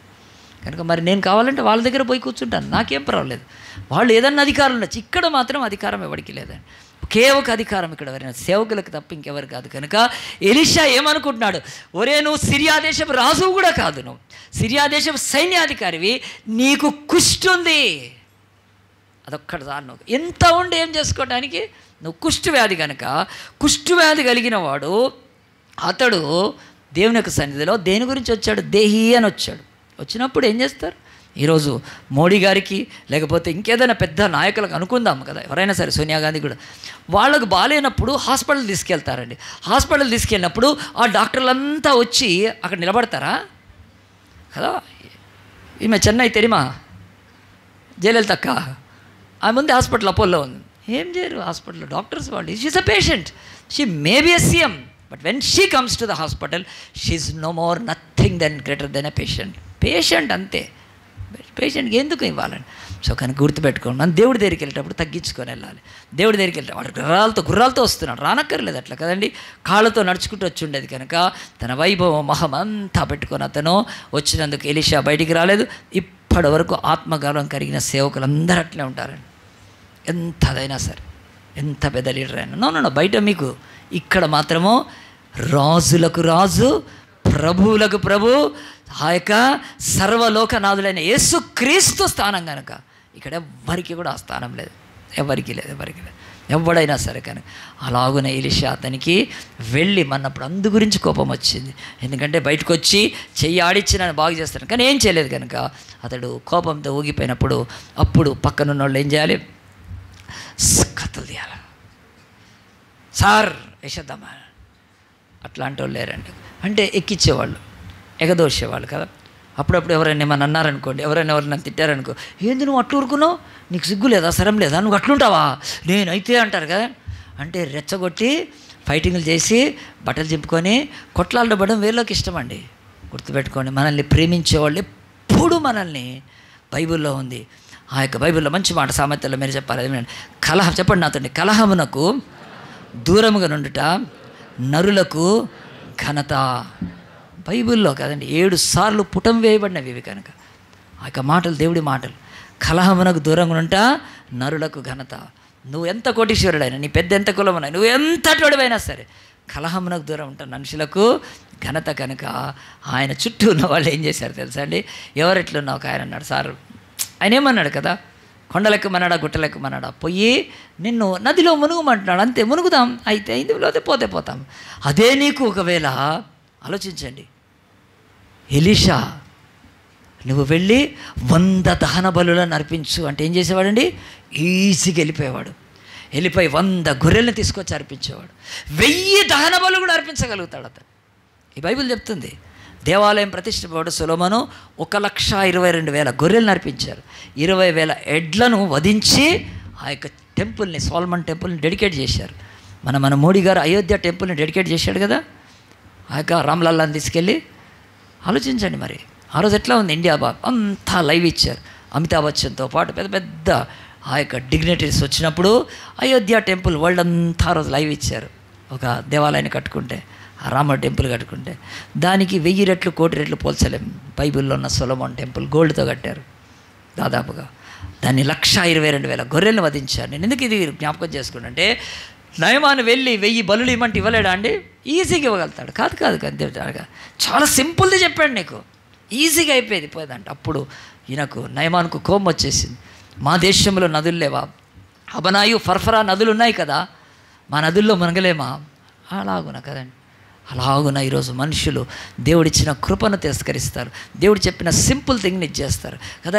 ఈ శిలువ మీద నీ కొరకు ప్రాణం పెట్టిన యేసు నేను నమ్ముకోను సింపుల్వి చేయరండి. కానీ అదే చేయమంటే 40 దినాలు మాలేసుకొని చల్ల నీళ్ళల్లో కదా స్నానం చేసి చెప్పులు వేసుకోకుండా మటన్ తినకుండా ఆ తర్వాత ప్రతి ఎంటర్టైన్మెంట్కి దూరంగా ఉండి కదా అలాగున నడుచుకుంటూ ఆ యొక్క ఇరుముడి పెట్టుకొని కదా లేచి కొండలు ఎక్కుమంటే ఎక్కుతారండి. ప్రాణం పోయినా పర్వాలేదు, బట్ ఏదో మనం చేస్తే అవుతుంది అనుకుంటే అది కర్మ. కర్మ అంటే మన దీంట్లో నెగిటివ్గా కాదు, కర్మ అంటే క్రియలు. దేవుడు అంటున్నాడు, బిడ్డ నీ కర్మతో నువ్వు ఆకాశానికి పరలోకానికి ఎక్కలేవు. ఇప్పటివరకు మనిషి రాకెట్లో ఎక్కడి దాకా వెళ్ళగలడండి? స్పేస్లోకి, చంద్రుడి మీదకి వెళ్ళారు. ఇంకేదైనా గ్రహం మీదకి వెళ్ళగలిగాడా మనిషి? ఎక్కడికి వెళ్ళలేదండి. ఇప్పుడు అమెరికాలో ఒకటి స్టార్ట్ అయింది, ఆ యొక్క ఇతను దానికి ఎలా మస్క్ అనుకుంటా, మన ఆడవాళ్ళు 6 స్పేస్లోకి వెళ్ళొచ్చారండి. నేను కావాలంటే మీకు షేర్ చేస్తాను. 6 ఆడవాళ్ళు స్పేస్లోకి వెళ్ళేసి వచ్చారు. కొద్దిసేపు గడిపి మళ్ళీ వచ్చింది ఇంటర్నేషనల్ న్యూస్. ఆడవాళ్ళు ఎక్కడికి వెళ్ళారండి? షాపింగ్ కాదు, స్పేస్లోకి వెళ్ళారు, దిగొచ్చారు. సో మనుషులు ఎక్కడి దాకా వెళ్ళగలుగుతారు? దేవుడు అన్నా నీ కర్మతో నువ్వు ఎక్కడి దాకా వెళ్ళగలుగుతావు? అంత ఆకాశం దాటలేవును, కానీ కృపచేత నిన్ను పరలోకానికి తీసుకెళ్ళమంటే ఇది మనుషులకు నచ్చుతుందా అండి? నచ్చదు. గుండు గీక్కోమంటే ఉంటారు, చంపలేసుకోమంటే వేసుకుంటారు. నీళ్ళలో మునుగమంటే మునుగుతారు, డబ్బులు ఇవ్వమంటే ఇస్తారు, దానాలు చేయమంటే చేస్తారు, యజ్ఞాలు చేయమంటే చేస్తారు, ముక్కు నెలకి రాయమంటే చేస్తారు, ఏదైనా చేస్తారు, అగ్నిలో నడుమన్నా నడుస్తారు. కానీ క్రీస్తు కృప మాత్రం అక్కర్లేదు. They don't need. ఎందుకంటే సింపుల్గా ఉంది. యేసు నమ్ముకుంటే రక్షణ అంటే ఉట్టిగాదులే, పాపక్షమ పశ్చాత్తాపడాలి. అలాగునే నయమానులాగానే ఈరోజు నయమానికి కుష్టి ఉంది, మానవ జాతికి పాపం అనే కుష్టి ఉంది. ఆ పాప కుష్టితో చేయరు కనుక వెంటనే ఆ నది యేసుక్రీస్తే, ఆ నది జీవనదే, అది యేసు యొక్క ప్రేమ జీవనది కనుక మనగడమే. దేవుడు కంపేర్ చేసి చూసుకోమన్నాడు. వెళ్ళిపోయాడు నయమాన్, వెళ్ళి ఏం చేశాడండి, దాంట్లో మునిగాడు. ఎన్నిసార్లు మునిగాడు? 7 సార్లు. అంటే 7 సార్లు ఎందుకని అంటే 7 రకాల ఉన్నాయన్నమాట. కొవ్వు, గర్వము, అహము. బాగున్నాయి అవి చెప్తుంటే. మనకు కూడా ఉంటాయి. 7 రకాలైన దరిద్రాలు ఉంటాయి మనలో కూడా. అబద్ధము, ఆ తర్వాత మోసము, ద్వేషము, ఏదైనా తీసుకోండి. మీకు ఒక్కొక్కడికి ఒక్కొక్కటిగా మన మొహాలు ఎంత తేడా ఉన్నాయో, మన యొక్క ఈ యొక్క ఐరిస్ ఎంత తేడా ఉంటుందో, మన యొక్క ఫింగర్ ప్రింట్స్ ఎంత తేడా ఉంటాయో, ఎవ్రీథింగ్ కదా. ప్రతి మనిషికి వేరుగా ఉంటుంది. అట్లనే ప్రతి మనిషికి 7 భయంకరమైన పాపాలు ఉంటాయి. బిల్లి గ్రహం గారు రాశారు. ఆ బుక్ కొనుక్కొని చదువుకోండి. తమ్ముడు శైలస్ అమ్మితే కొనుక్కోండి, అది చాలా మంచిగా ఉంటుంది. జస్ట్ 10 రూపాయల బుక్ అంతే. 7 పాపాలు ఉంటాయి మనిషిలో. మునిగాడు. సో అతను యోర్దాన్ నదిలో చచ్చిపోయాడు. గట్టిగా చప్పట్లు కొడదామా? సో బాప్తిసానికి గుర్తుంది కనుక మనం కూడా నీళ్ళలోకి ఎందుకు తీసుకెళ్తారంటే, నీ పాత జీవితము యేసులో మనం సిలువబడాలి, యేసులో మరణించాలి, యేసుతో పాతి పెట్టబడాలి. రోమాపత్రిక 6వ అధ్యాయంలో ఉంటుంది. అది బ్యాప్టిజం క్లాస్లో చెప్తాం. అందుకే తర్వాత యేసుతో తిరిగి లేస్తారు కనుక అతడు సిరియా దేశస్థుడుగా, సైన్యాధికారిగా, నయమానుగా, గొప్ప పరాక్రమవంతుడిగా ఎన్నైనా చెప్పుకోండి. కరీంనగర్లో నేను చెప్పాను, హైదరాబాద్లో దిల్షనార్లో బాంబ్ బ్లాస్ట్ అయినప్పుడు ఇదే మెసేజ్ నేను కరీంనగర్లో బ్రదర్ జయరాజ్ గారు తీసుకెళ్లారు. మంచి మీటింగ్ చేసి వచ్చాను. 7 సంగతులు చెప్పాను, నాకే గుర్తులేదు. అంటే అంత పవర్ఫుల్గా ఆ రోజు వాడుకున్నాడు. మొత్తానికి 7 అయితే ఉంటాయి. వాడు చచ్చిపోయాడు. వాడు కుష్టు కంటే ఎక్కువ భయంకరమైన రోగాలు ఉన్నాయి. కుష్టు శరీరానికి ఉన్నాయి, కానీ నయమాన్లో ఇంకా భయంకరమైన పాపాలు ఉన్నాయి. 7 కడగబడ్డం కాదు, పాతి పెట్టబడ్డం. 7వసారి లేవగానే పసిపిల్లల దేహం. మనం కూడా క్రీస్తులో బాప్తిసంలో పాసి పెడితే మనం పసిపిల్లల వల్ల అవుతాం కనుక, శిశువులను పోలిన వారం అవుతాం కనుక, మన మనస్సు, మనసాక్షి, అంతరంగా అన్నీ మారిపోతాయి కనుక. అలాగున మారినాక ఏం చేశాడండి, ఇప్పుడు గర్వం పోయింది. నయరుకి ఎక్కడికి వచ్చాడు? నయమాను ఎక్కడికి వచ్చాడు? ఎలీషా దగ్గరికి వచ్చాడండి. వెళ్ళిపోలేదు అక్కడి నుంచి అక్కడికి. ఎలీషా దగ్గరికి వచ్చి, అయ్యా వెండి తీసుకో, బంగారం తీసుకో అంటే, నేనేమి తీసుకోను, నీవు ఒక్క మాట చెయ్యి. అదేమిటంటే, ఇశ్రాయేలు దేవుడు తప్ప వేరే దేవుడు నీకు ఉండకూడదు అన్నప్పుడు ఆయన అన్న మాట చూడండి. ఆ మాటతో మనం ఇక వాక్యాన్ని ముగిస్తాం. అందరూ 2 రాజుల గ్రంథం 5వ తీయండి. దీంట్లో ఏంటి భావం ఉంది అంటే, ఇతని నోటి ద్వారా ఒక గొప్ప మాట వచ్చిందండి. అది ఆ మాట ఏంటంటే నేను చదువుతాను. 15వ వచనం. అప్పుడు అతడు తన పరివారంతో కూడా దైవం దగ్గర తిరిగి వచ్చి అతని ముందర, చిత్తగించుము, ఇశ్రాయేల్లో నున్న దేవుడు తప్ప లోకమంతటిని మరి ఒక దేవుడు లేడని నేను ఎరుగుదును. నేను చదువుతున్నాను. ఇశ్రాయేలున్న ఉన్న దేవుడు, అండర్లైన్ చేసుకో, ఇశ్రాయేలున్న ఉన్న దేవుడు తప్ప లోకమంతటి అందును మరి ఒక దేవుడు లేడని నేను ఎరుగుదు. కుష్టు బాగైనందుకు కాదండి. చాలామంది కుష్టు బాగైనందుకు నేను లోకం లాంటి దేవుడు లేడు అనలేదండి. దానికి నేను చెప్తాను, కొంతమందికి కూల్ డ్రింక్ తాగిపిస్తే నీ అంత మంచోళ్ళు లేడంటారు. ఒకళ్ళు కొంచెం ఫుడ్ పెట్టండి, మీ అంత మంచోళ్ళు లేరు. చిన్న చిన్న వాటికి పెద్ద మాటలు మాట్లాడతారు. సో అలాగున ఒక చిన్న కుష్టును బాగైపోతే ఇక్కడ నయమాన్ అనట్లేదండి. అతడు ఏం తెలుసుకున్నాడంటే, నా దేవుళ్ళు, నా దేశపు దేవుళ్ళు, నా దేశపు ఆ యొక్క దైవాలు ఎవరైతే వాళ్ళ దగ్గర ఒక ప్రవక్త ఉన్నాడు. ఇట్లా when they can say with their word and when we obey can we receive such a healing in our life. ఎక్కడైనా ఉందా అంటే, ఆ యొక్క నయమాన్ దేంట్లోకి వెళ్ళాడంటే, వీళ్ళ దేవుడు వాక్కై ఉన్నాడని గ్రహించాడండి. ఆది యందు వాక్యం ఉండెను, వాక్యము దేవుడై ఉండెను. సో ఆ యొక్క రేమా లోగో అనే దేవుణ్ణి గుర్తుపట్టాడండి. గుర్తుపట్టాడు. ఇలాంటి అసలు నయమాను ఎలీషా ఫేసే చూడలేదు కదా. అసలు ఎలీషా నోటితో ఏం చెప్పాడో, what he has uttered with his servant or what he's asked his servant to go and tell, ఏమన్నాడు? వెళ్ళి అతనిని యోర్దానులో, తన నోట్లోంచి మాట వచ్చింది. ఆ తర్వాత ఆ యొక్క బయట అతని దాసుడు వచ్చి ఏం చెప్పాడు? అని పెద్ద సైన్యాధికారి, అయ్యా మా అయ్యగారు చెప్తున్నారు, మీరు వెళ్ళి యోర్దాన్లో మునిగితే మీకు స్వస్థ. మళ్ళీ నోటి మాటనే, ఏమీ లేదు, మంత్రం లేదు కదా, యంత్రం లేదు, కదా, శ్లోకం లేదు కదా మన దగ్గర. ఓ రీరా బబ్బా రా కాకష కలాక, ఈ దరిద్రాలు లేవు. నథింగ్ ఏం చెప్పలేదు కదా. మరి అప్పట్లో అయితే బైబిల్ మనం ఇప్పుడు కనుక అప్పట్లో యెహోవా రాఫా అని కూడా వాళ్ళకి తెలుసా? పెద్ద తెలియదు. అదే నిర్గమకాండంలో ఉంది, ఆ బుక్ వాళ్ళ దగ్గర ఉంటుంది. ఏదో రాఫా కనెక్ట్ అయ్యారు, అది కూడా తెలియదండి. సింపుల్గా చెప్తే నయమానికి అర్థమవుతుంది ఆయన నోట్లోంచి వచ్చిన మాట. ఆ మాట ఏమిది? తన దాసుడి నోట్లోంచి వచ్చిన మాట. నేను నమ్మి పోయి యోర్దాన్లో మునిగితే నాకు ఈ స్వస్థ అంటే ఇలా దేవుడు ఆయన ఆజ్ఞాపించగలిగిన దేవుడు, తన వాక్కును పంపి స్వస్థపరచగలిగిన దేవుడు, ఆయన వాక్కుకు విధైతే విడుదలిచ్చే దేవుడు, ఈయనకంటే గొప్ప దేవుడున్నా. ఆయన రూపము, ఆయన ఆకారము, ఆయన పోలిక, ఆయన స్వభావము, ఆయన తేజస్సు, ఆయన ఉషస్సు ఏమీ తెలియదు. నథింగ్. అందు గురించే ఈ బైబిల్ చెప్తుందండి, మీరు బైబిల్లోనే దేవుడు ఉన్నాడు. ప్రతిరోజు నేను బైబిల్లో దేవుడిని చూస్తాను. తూర్పు తిరిగి సూర్యుడికి దండం పెట్టుకోనక్కర్లేదు, ఈ పిచ్చి విగ్రహాల వైపు తిరగనక్కర్లేదు, లేకపోతే మరియమ్మ యోసేపుల బొమ్మల వరకు తిరగను నేను, లేకపోతే సిలువను పెట్టుకొని కూడా కాదు. The word is God. Is అంటున్నాను, వాజ్ కాదు, ఈజ్. ఆయన ఉన్న దేవుడు వాక్యమే దేవుడు కనుక ఆయన వాక్కులో ఎంత శక్తి ఉందని. అందు గురించి లోకంలో ఈయన తప్ప ఇంకా వేరే దేవుడు లేడు అని ఎవరు చెప్తున్నారండి కదా. ఒక బిచ్చగాడు, ఒక కుంటోడు, ఒక మాదిగోడు, ఒక మాలోడు, ఒక ఎరికెలోడు చెప్తే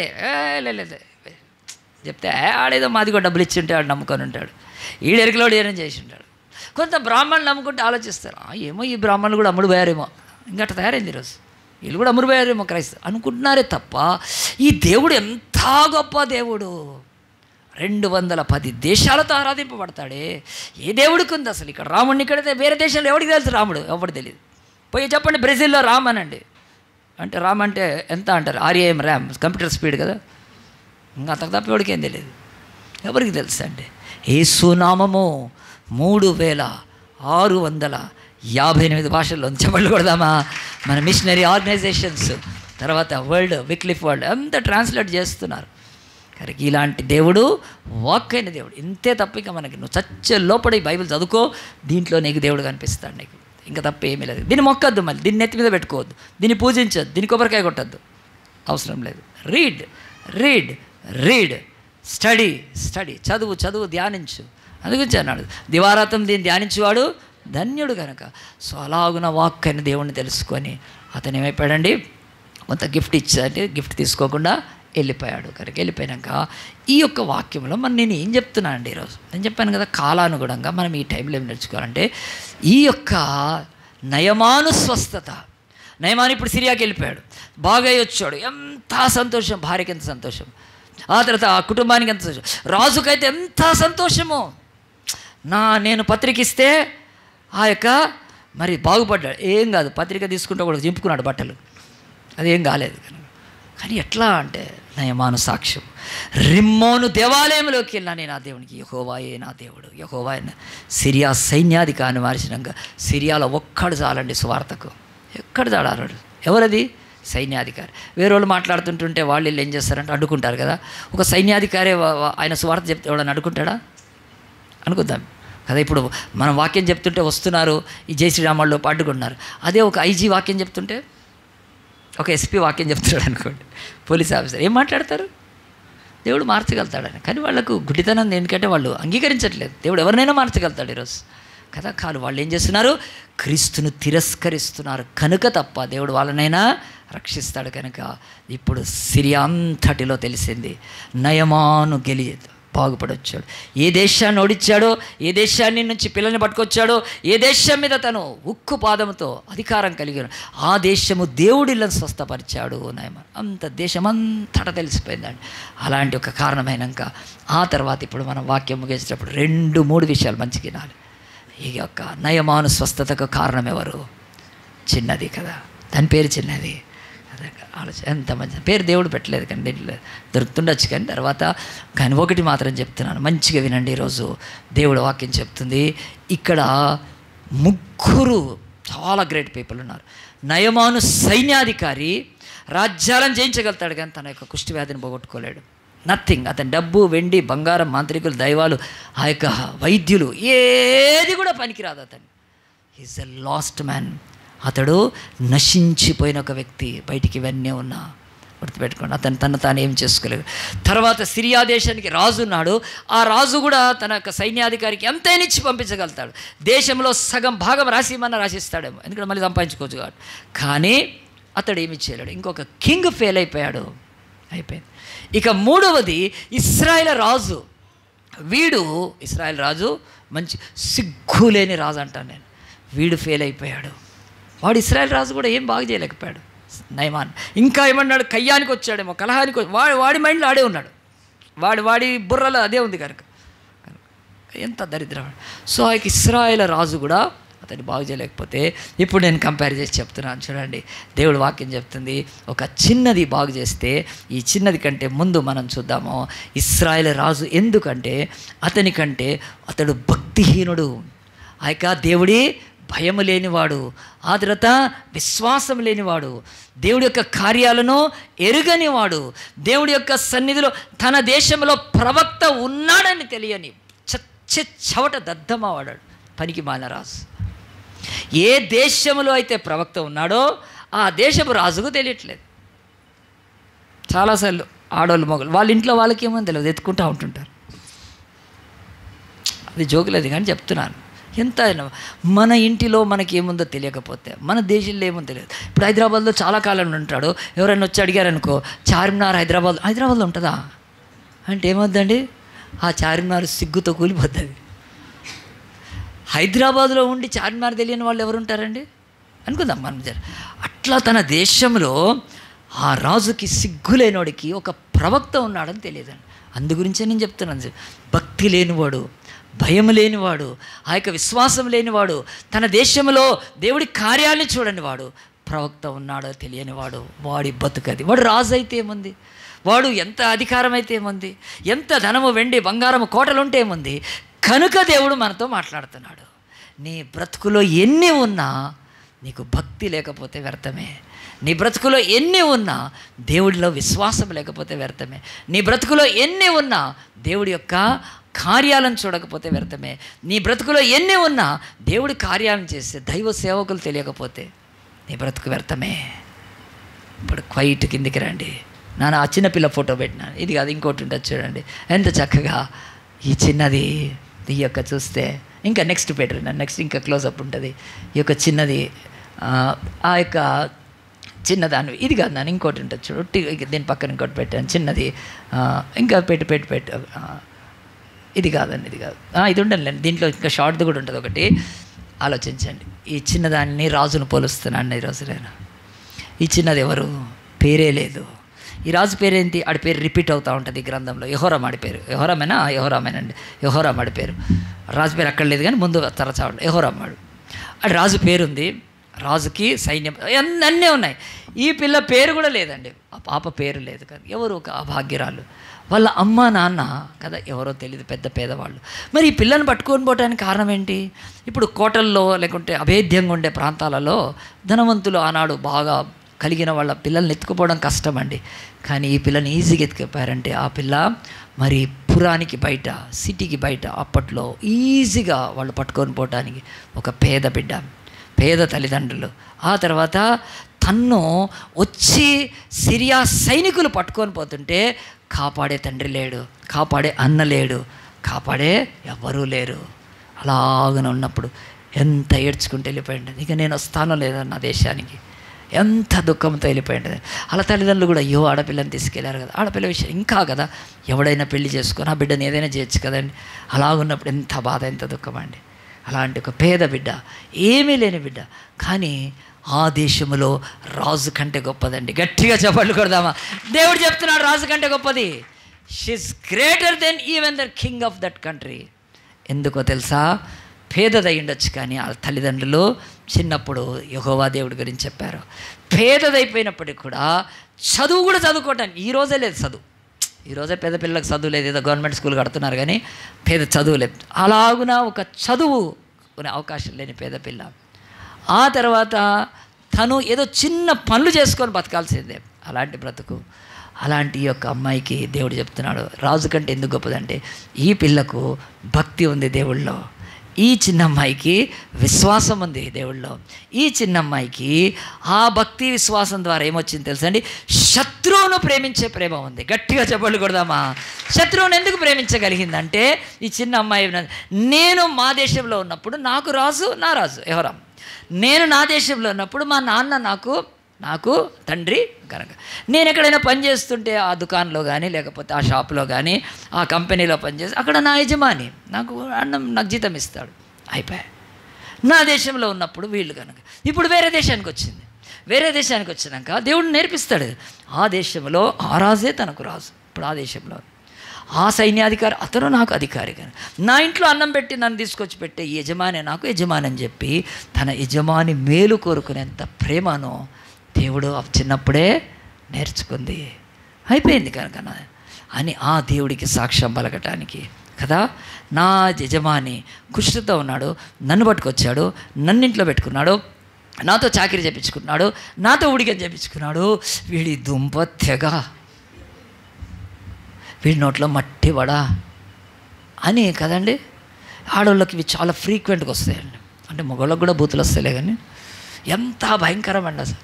నన్ను ఎత్తుకొని పోయి నా కుటుంబానికి దూరం చేసిన, నా బ్రతుకులో ఛిద్రమయ్యేటట్టుగా ఈ యవ్వన ప్రాయంలో నాకు ఇంకేమవుతుంది, నన్ను నాశనం చేసిన ఈ సిరియన్లు నాశనం అవును గాక, సిరియా రాజు నాశనం అవును గాక, అసలు నన్ను తీసుకొని వాళ్ళ ఇంట్లో పెట్టుకుని ఇడి దుంప తెగి ఇడి కదండి అని అనలేదండి. ఈ వాక్యం నేర్పిస్తుందండి.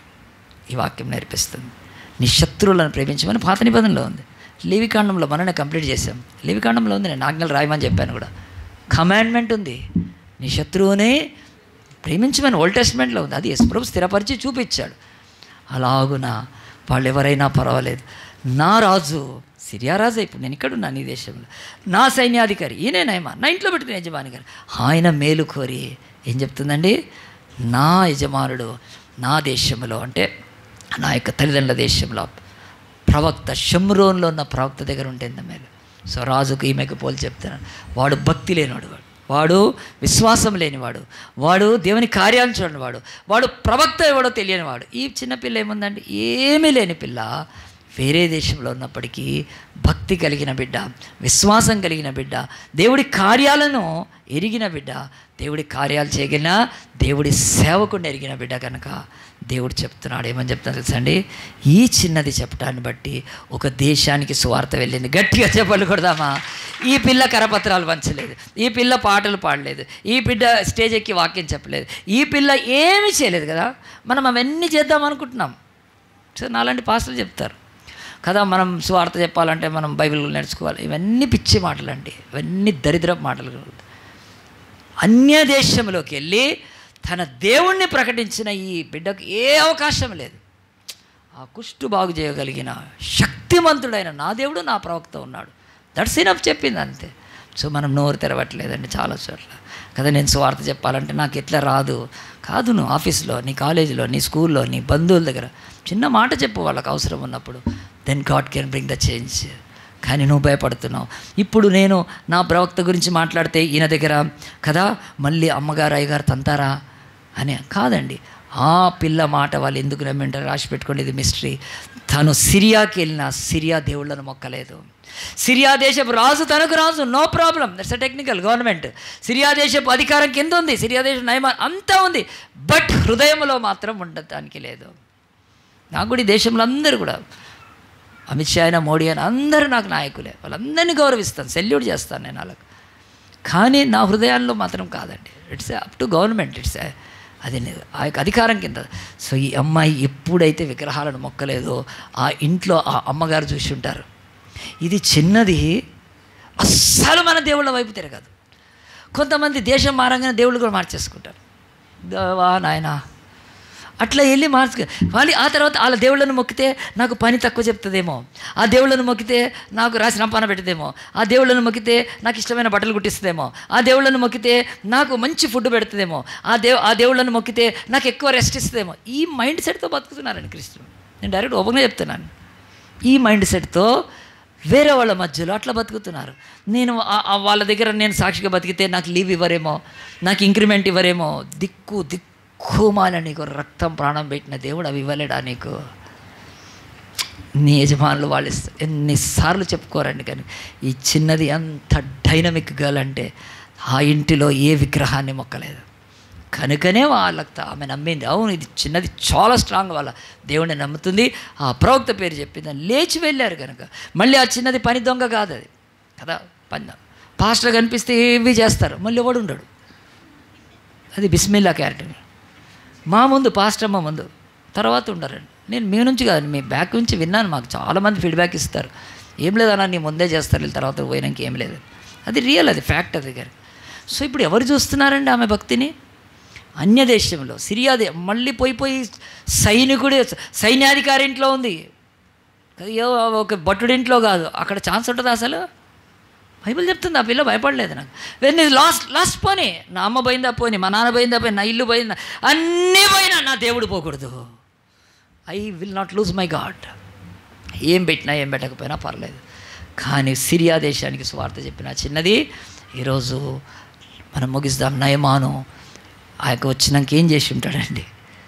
ఆ బిడ్డ కుష్టి వ్యాధి బాగు చేసినాక తన కూతురులాగా తీసుకుంటాడు.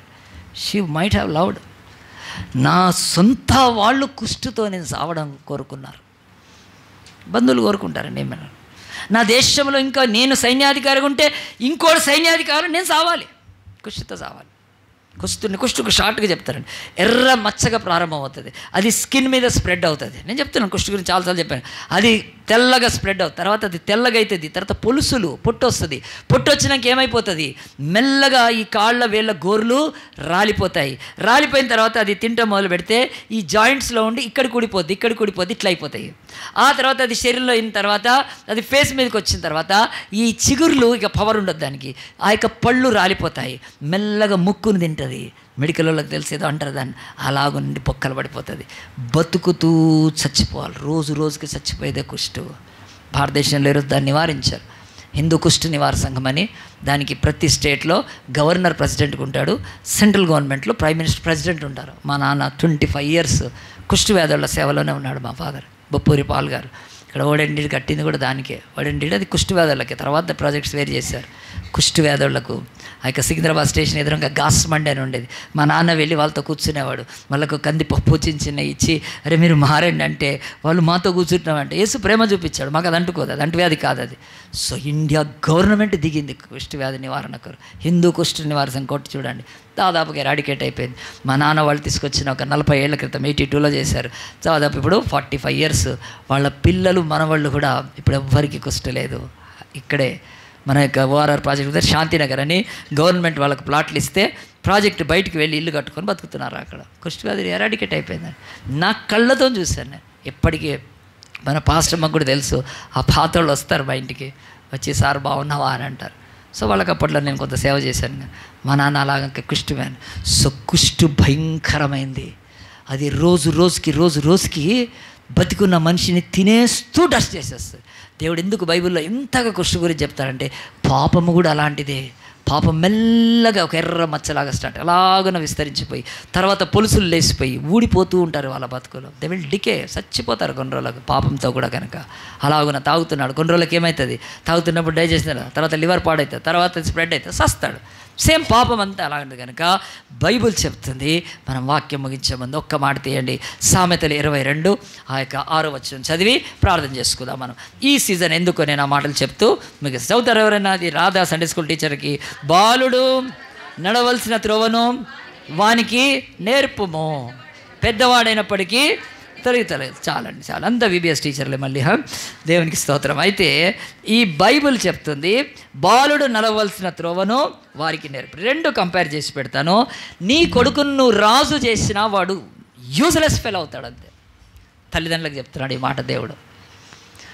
ఈ యొక్క యెహోరాము తల్లిదండ్రులు ఎట్లా పెంచారు వాడిని? వాడు రాజాబాబు కదా, రాజాబాబు పుట్టుకతోనే ఒక రాజుకు పుట్టాడు. ఆడు రాజుగా పుట్టి ఉంటే వాడిది ఎట్లుండి ఉంటుంది ఇక కంప్లీట్ కదా. అంత స్థితిలో పెరిగితే దేవుడు అన్నాడు, సిగ్గు మాలిన వాడు నా దేశానికి రాజు అయినా, నా దేశానికి రాజు కాదు, ఒక చిన్నది రాణి. ఏం పెంచారా? ఆ యొక్క రాజు యొక్క తల్లిదండ్రులు భక్తిలో పెంచలేదు, దేవుడి సన్నిలో పెంచలేదు, దేవుడి సేవకుల దగ్గర తీసుకెళ్ళలేదు, దేవుడి ప్రవక్తల గురించి చెప్పలేదు. కనుక రాజుగాడు బట్టలు చెప్పుకున్నాడు. కానీ చిన్నదానే ఆ తల్లిదండ్రులు పెంచారు తెలుసా? బాలిక నడవలసిన త్రోవ నేర్పు పెద్దవాళ్ళని. ఏ త్రోవ నేర్పించారు ఈ చిన్నదానికి? దేవుడి గురించి నేర్పించారు. దేవుడు కంపేర్ చేసుకోమని చెప్తున్నాడు కనుక ప్రియ దేవుని బిడ్డలారా, ఈ మాట ఎందుకంటే ఇది మనము హాలిడేస్ వెకేషన్ సీజన్ కనుక ఎంతమంది చిన్నపిల్లలు ఈరోజు. సో నిన్న మొన్న మనము 137 మంది వచ్చారండి. మన రాణి మన సండే స్కూల్ టీచర్ లిస్ట్ పంపింది మాకు మార్నింగ్. 137 చిల్డ్రన్. ఆ తర్వాత ఇంకా మొన్న సిస్టర్ వాళ్ళ ఇంట్లో ఒక 30 మంది, అరౌండ్ 166 చిల్డ్రన్. 1000 రీచ్ కావాలి. ఈ పరిస్థితుల్లో చిన్నపిల్లలు వెకేషన్లో మనకు దొరుకుతారు. చిన్న పిల్లలు వాళ్ళకు ఇప్పుడు దేవుడి గురించి పరిచయం చేస్తే, ఇప్పుడు దేవుడి గురించి చెప్తే, ఇప్పుడు వాళ్ళకి జీవమార్గం చెప్తే, ఇప్పుడు సత్య మార్గం చెప్తే వాళ్ళ బ్రతుకుల్లో ఎన్నడూ కూడా ఇక దానికి దూరం కాదు, ఎన్నడూ కాదండి. వాళ్ళు దేవుడి కొరకు గొప్పగా వాడబడతారు. ఆ తర్వాత నేను ఒక చిన్న ఇలస్ట్రేషన్ స్పీడ్గా చెప్తా వినండి. నేను ఒకసారి బ్యాంక్కి వెళ్ళాను. బ్యాంక్లో కూర్చున్నాను, క్యాష్ డ్రా చేస్తుంటే నా పక్కన ఇంకొక ఆయన వచ్చి కూర్చున్నాడు. హలో బ్రదర్ అంటే కూర్చున్నాడు. పాప నన్ను చూసి లేచి నిలబడ్డాడు, మళ్ళీ కూర్చున్నాడు. వాళ్ళు దేవుని నమ్మిన వాళ్ళు. నేను అడిగాను, క్యాష్ డ్రా చేసుకుంటూ వచ్చారని. మరి క్యాష్ మళ్ళీ ఇంకా ఎప్పుడో నాది కూడా రావాలి టోకెన్ నెంబర్, అప్పుడు టోకెన్ నెంబర్స్ ఉండే. నేను అడిగాను, మరి మీరు ఎందుకు? నేను తీసుకొని కూర్చున్నా. నేను అడిగాను, మీరు ఇంకా క్యాష్ డ్రా చేసుకోండి. క్యాష్ లేదు అంటున్నాడు బ్యాంకులో. వాళ్ళు ఎంత ధనవంతులు అంటే బ్యాంకుకి వెళ్తే వాళ్ళు క్యాష్ విత్డ్రా అప్పట్లో, అప్పుడు యూపీఐ పేమెంట్లు ఇవన్నీ లేవు కదా, చాలా కాలం క్రితం, మోర్ దెన్ 18 years అండి. బ్యాంకులో డబ్బులు లేవు, వాళ్ళు వేరే బ్రాంచ్ నుంచి తెప్పి అంత ధనవంతులు అండి. ఆ ధనవంతులు వాళ్ళు రెడీస్. వాళ్ళ ఇంటికి ఒకసారి వెళ్ళినాక వాళ్ళమ్మ నమ్మింది ప్రభువుని. నమ్మి ఆ తర్వాత పిల్లలు కూడా నమ్ముకున్నారు. ఆమె 3 అంతస్తులుంటే పైకి తీసుకెళ్ళి రండి పాస్టర్ గారు అని చెప్పి పైన తన ఇంటిలోనే పైన ఇంత హాల్ కట్టించుకుంది. పైకి వెళ్ళి ప్రేయర్ చేసుకుంటుంది మంచిగా, చాలా మంచిగా కట్టి ధనవంతులు కోటీశ్వరులు. ఆమె విషయం నాకు ఆశ్చర్యం, ఎట్లా రక్షణ పొందింది ఈమె. నేను అడిగాను, అప్పుడు పెద్ద ఆమెలేండి, మా అమ్మ ఏజ్ వాళ్ళు. ఆంటీ మీరు ఎట్లా రక్షణ పొందారంటే చాలా లైక్ చేసేది నన్ను బాగా. అజయ్ చెప్తా అని పాస్టర్ గారు అనేది పెద్ద ఆమెన కూర్చోబెట్టి మంచి కాఫీ ఇచ్చి చెప్పింది. ఆమె చెప్తే నేను కళ్ళల్లో నీళ్ళు గార్చాను. ఆమెను రక్షణలోకి నడిపించింది ఒక రెవరెండు, ఒక డాక్టరు, ఒక పెద్ద ఎవడో కాదండి, ఏ పాస్టర్ కాదు అసలు. చెప్తుండే నా కళ్ళలోనే. ఎందుకంటే ఒకరోజు ఆమె జీవితంలో కృంగిపోయి నిరాశతో ఉందండి. సమ్ ఫ్యామిలీ ప్రాబ్లమ్స్ అందరికీ ఉంటాయి. ఆ ప్రాబ్లమ్స్లో ఏమి తెలియాలో తను మొక్కిన దేవుళ్ళు దేవతలు ఎక్కడ లేదండి. విచారంగా కూర్చుంది. అయితే ఆ వీధిలోంచి ప్రతిరోజు ఒక శబ్దం వినిపిస్తుంది, పల్లీలు అని. ఈమెకు పల్లీలు కొనుక్కోవడం ఇష్టం.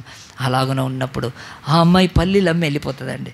ఒకరోజు కూర్చోనండి, అమ్మ ఎందుకమ్మా ఇలాగున్నావంటే, నీకెందుకే అంటే, చెప్పమ్మా నీకెందుకు చెప్పవా అని. లేదమ్మా నువ్వు చాలా విచారంగా ఉన్నావు, నేను చెప్తున్నానని చెప్పి తన దగ్గర ఆ పల్లీల కింద ఉండే ఒక కరపత్రం తీసి ఇచ్చిందండి. కర అంటే చెయ్యి, పత్రం అంటే కరపత్రం తీసుకొచ్చి, హ్యాండ్ బిల్ తీసుకొచ్చి ఇచ్చింది, ఒక పాంప్లెంట్. ఆ పాంప్లెంట్లో అది చూడంగానే మేము ముఖం మారిపోయిందండి. ఎందుకంటే పైన వేసుకుని ఆ పిల్ల ముందు ఇట్లా నలిచేయలేక సరే పోవే అంది, పల్లీలు తీసుకెళ్తే పోయి ఇంట్లో పడేసిందండి. అది ఏదో దేవుడిదని చెప్పి ఆమె కొంచెము అనిపించింది, కొంచెం రెస్పెక్ట్. చింపి కాల్చేవాళ్ళు కూడా ఉన్నారు. అది పడేసిందండి ఇంట్లోకి తీసుకొచ్చి. కానీ ఆ రోజు మధ్యాహ్నం దుఃఖం, సాయంత్రం దుఃఖం, రాత్రి ఇంకా తీవ్ర దుఃఖం. రాత్రి అంతా కలతతో నిద్ర. తెల్లారి లేచినాక ఒకటి, అది చదువు అని ఒక ప్రేరణ. మంచి చదువుకున్నామే కదండి, తీసుకొని దాన్ని చదవడం మొదలుపెట్టి అది చదువుతుంటే ఆమెకు హృదయంలో నెమ్మది వస్తుంది. అది ముట్టుకోగానే సంథింగ్ చేంజ్ వస్తుందండి. అప్పుడు ఏంటి దీంట్లో ఇదేందో మనల్ని అనుకుంటారు కదా, దీంట్లో ఏదో మాయ ఉన్నట్టుందని చెప్పి పక్కన పడేసిందండి. మళ్ళీ పడేసేసి పూర్తి చదవలేదు, కొంచెం చదివి మళ్ళీ దుఃఖం, వేదన, ఒక భయంకరమైన సమస్యల ఫ్యామిలీ మీదకి వచ్చేది. ఏ దేవుడికి పూజ చేయట్లేదు, అగరబత్తి వెలిగించట్లేదు, ఆమె కూడా చేయట్లేదు. అయిపోయింది. మళ్ళీ తీసుకుందండి. తీసుకొని చదువుతుంటే రెండోసారి పూర్తి ఆపలేక చదివింది. ఆమె హృదయంలో నెమ్మది, సంథింగ్ పవర్ ఉంది దీంట్లో అని వెంటనే, మరి గొప్ప హిందూ ఆమె, పెద్ద ఇది చాలా కోటీశ్వరరాలు. ఆ టైంలో ఆమె యేసుప్రభుని వెంటనే అన్ని పక్కన పెట్టి దీంట్లో ఉందని చెప్పి ఏం చేయాలో తెలియదు, కానీ దీన్ని చెప్పేవాళ్ళు ఎవరు ఉన్నారు, బైబిల్ తెలుసు అని ఒక పాస్టర్ని కాంటాక్ట్ చేసి ఆయన దగ్గరికి వెళ్ళి వాక్యం ఆయన క్లియర్గా చెప్పినాక కొన్ని దినాల్లోనే ఆమె తన ఇంట్లో విగ్రహాలన్నిటిని తీసివేసి మారు మనసు పొంది బాప్తిసం తీసుకొని ఆమె ఎంత ధనవంతురాలు, ఎన్నో చర్చెస్కి చిటికెనలతో మందిరం కట్టుకోవడానికి ఇచ్చేంత డబ్బండి ఆమె దగ్గర. అలాగున సహాయం చేస్తే వాళ్ళ కొడుకులు తర్వాత బంధువులందరూ వ్యతిరేకించారు కొంతకాలం. కానీ ఒక్కటి తెలుసుకుంది, నన్ను దర్శించటానికి నా దుఃఖములో నా బంధువులు, నాకు తెలిసిన మిత్రులు, స్నేహితులు ఎవ్వరు నా ముఖంలో ఉన్న దుఃఖాన్ని ఉంటారులే అనుకుంటా, కానీ ఒక చిన్నది పల్లీలు అమ్ముకునే ఇది, ఈ పిల్లకు చూడు నాలో దుఃఖం పోద్దని నమ్మింది. ఆ దేవుడు ఎంత గొప్ప దేవుడు కనుక నాకు ఎవరు అక్కర్లేదని అందరిని వదిలిపెట్టిందండి. తర్వాత ఆమె ఇక్కడ తెలిసినారులో ఉండే ఒక పెద్ద చర్చికి వెళ్ళేది, బ్యాప్టిస్ట్ చర్చికి వెళ్ళేది. మా అమ్మకు కూడా మంచి ఫ్రెండ్ అండి ఆమె ఉండేది. ఆమె బ్రతుకుని మార్చింది ఎవరండి? ఒక పల్లీలు అమ్ముకునే పిల్ల. తెలుసా, ఈరోజు దేవుడు అన్నాడు, ఎవరు గొప్ప ఈ లోకంలో? ఏ చిన్న పిల్లలైతే ఆ పల్లీలు అమ్ముకుంటుంది, ఆ పల్లీలు డబ్బులు తీసుకెళ్ళి వాళ్ళ అమ్మలకి ఇస్తుంది, చాలు, అంతే చాలు. కానీ ఆ పిల్ల VBSకి వెళ్తుంది, ఆ పిల్ల సండే స్కూల్కి వెళ్తుంది. ఆదివారం పల్లీలు అమ్మదు, ఆదివారం అమ్మదు పల్లీలు. ఆదివారం అమ్మితే ఇంకెక్కువ వస్తాయి పల్లీలు అమ్మితే, ఎందుకంటే అందరూ బయటకు వస్తారు. కానీ నో ఆదివారం అమ్మదు. ఆదివారము తన చర్చికి వెళ్తుంది, ఆరాధన. చాలు, మాకు దేవుడు దొరికాడు. ఆ చిన్న పిల్లతో గొప్ప విగ్రహారాధకులు ధనవంతుని దేవుడు మార్చేసాడు. మీకు చెప్తుంటే ఎట్లా ఉందో కానీ నేను ఎందుకు ఇలస్ట్రేషన్ జ్ఞాపకం చేసుకుంటా, ఎన్నోసార్లు చెప్పుండా చూడండి. ఒక నయమాను బానిస ఆ దేశం యొక్క సిరియా సైన్యాధికారం ఎట్లా దేవుడు అన్నాడు, చిన్నపిల్లలకు మనం వాక్యం నేర్పించాలి, చిన్నపిల్లలకు నేర్పించాలి, అంతే. బాలు నడవలసిన త్రోవని వారికి నేర్పమని దేవుడు చెప్తున్నాడు. కనుక 2 మాటలు మత్తయి సువార్త తీయండి, మాటలు చదువుతాను, ఇవి నోట్ చేసుకోండి, మీకు ఉంటాయని చెప్తున్నాను. మత్తయి సువార్త 18వ అధ్యాయం తీద్దాము. 18వ అధ్యాయం 14 ఏముంటుంది? అలాగున్న ఈ చిన్నవారిలో ఒకడైనా నశించుట పరలోకమందున మీ తండ్రి చిత్తము కాదు కదండి. మరి ఇండియాలో ఎంతమంది ఉన్నారు చిన్నపిల్లలు? తీస్తారా స్టాటిస్టిక్స్? కొట్టండి, జెమినీని అడగండి, చాట్ జీపీటీని అడగండి, చెప్తుంది, ఈజీ చెప్తుంది. కానీ ఇప్పుడు మనకైతే ముందరలాగా చాలా సెర్చ్ చేయాల్సిన పని లేదండి కదా. మన భారతదేశంలో 140 కోట్ల మంది ఉంటే దాంట్లో ఎంతమంది ఉంటారు పిల్లలు? చెప్పండి, జనరల్ ఏదో ఒకటి కొట్టండి, నెంబర్ ఏది కొట్టినా పర్వాలేదు. 40 కోట్లు ఉంటుంటారా అనుకుందాం. 140 కోట్లలో భారతదేశంలో అట్లీస్ట్ 40 crores అని ఉంటారు కదండి అనుకుందాం. మీ దగ్గర ఫోన్ ఉంటే కొట్టుకోండి, తెలుస్తుంది. నేను అవన్నీ ప్రిపేర్ కాలేకపోయాను, నైట్ నాకు చాలా లేట్ అయిపోయింది మాకు. నేను అవి కూడా 2 million అంటే 47 కోట్లు. సో 47 కోట్ల మంది పిల్లలు ఉన్నారు. వెరీ గుడ్ శైలస్, మన ఇంజనీరింగ్ కాలేజ్లో ఫ్యాకల్టీ తమ్ముడు శైలస్. సో 47 కోట్ల మంది పిల్లలు ఏమైపోతారు? దేవుడు అంటాడు, వారు నశించుట తండ్రి చిత్తం కాదు, వాళ్ళు దేవుని ఎరగాలి, క్రీస్తుని ఎరగాలి కదా.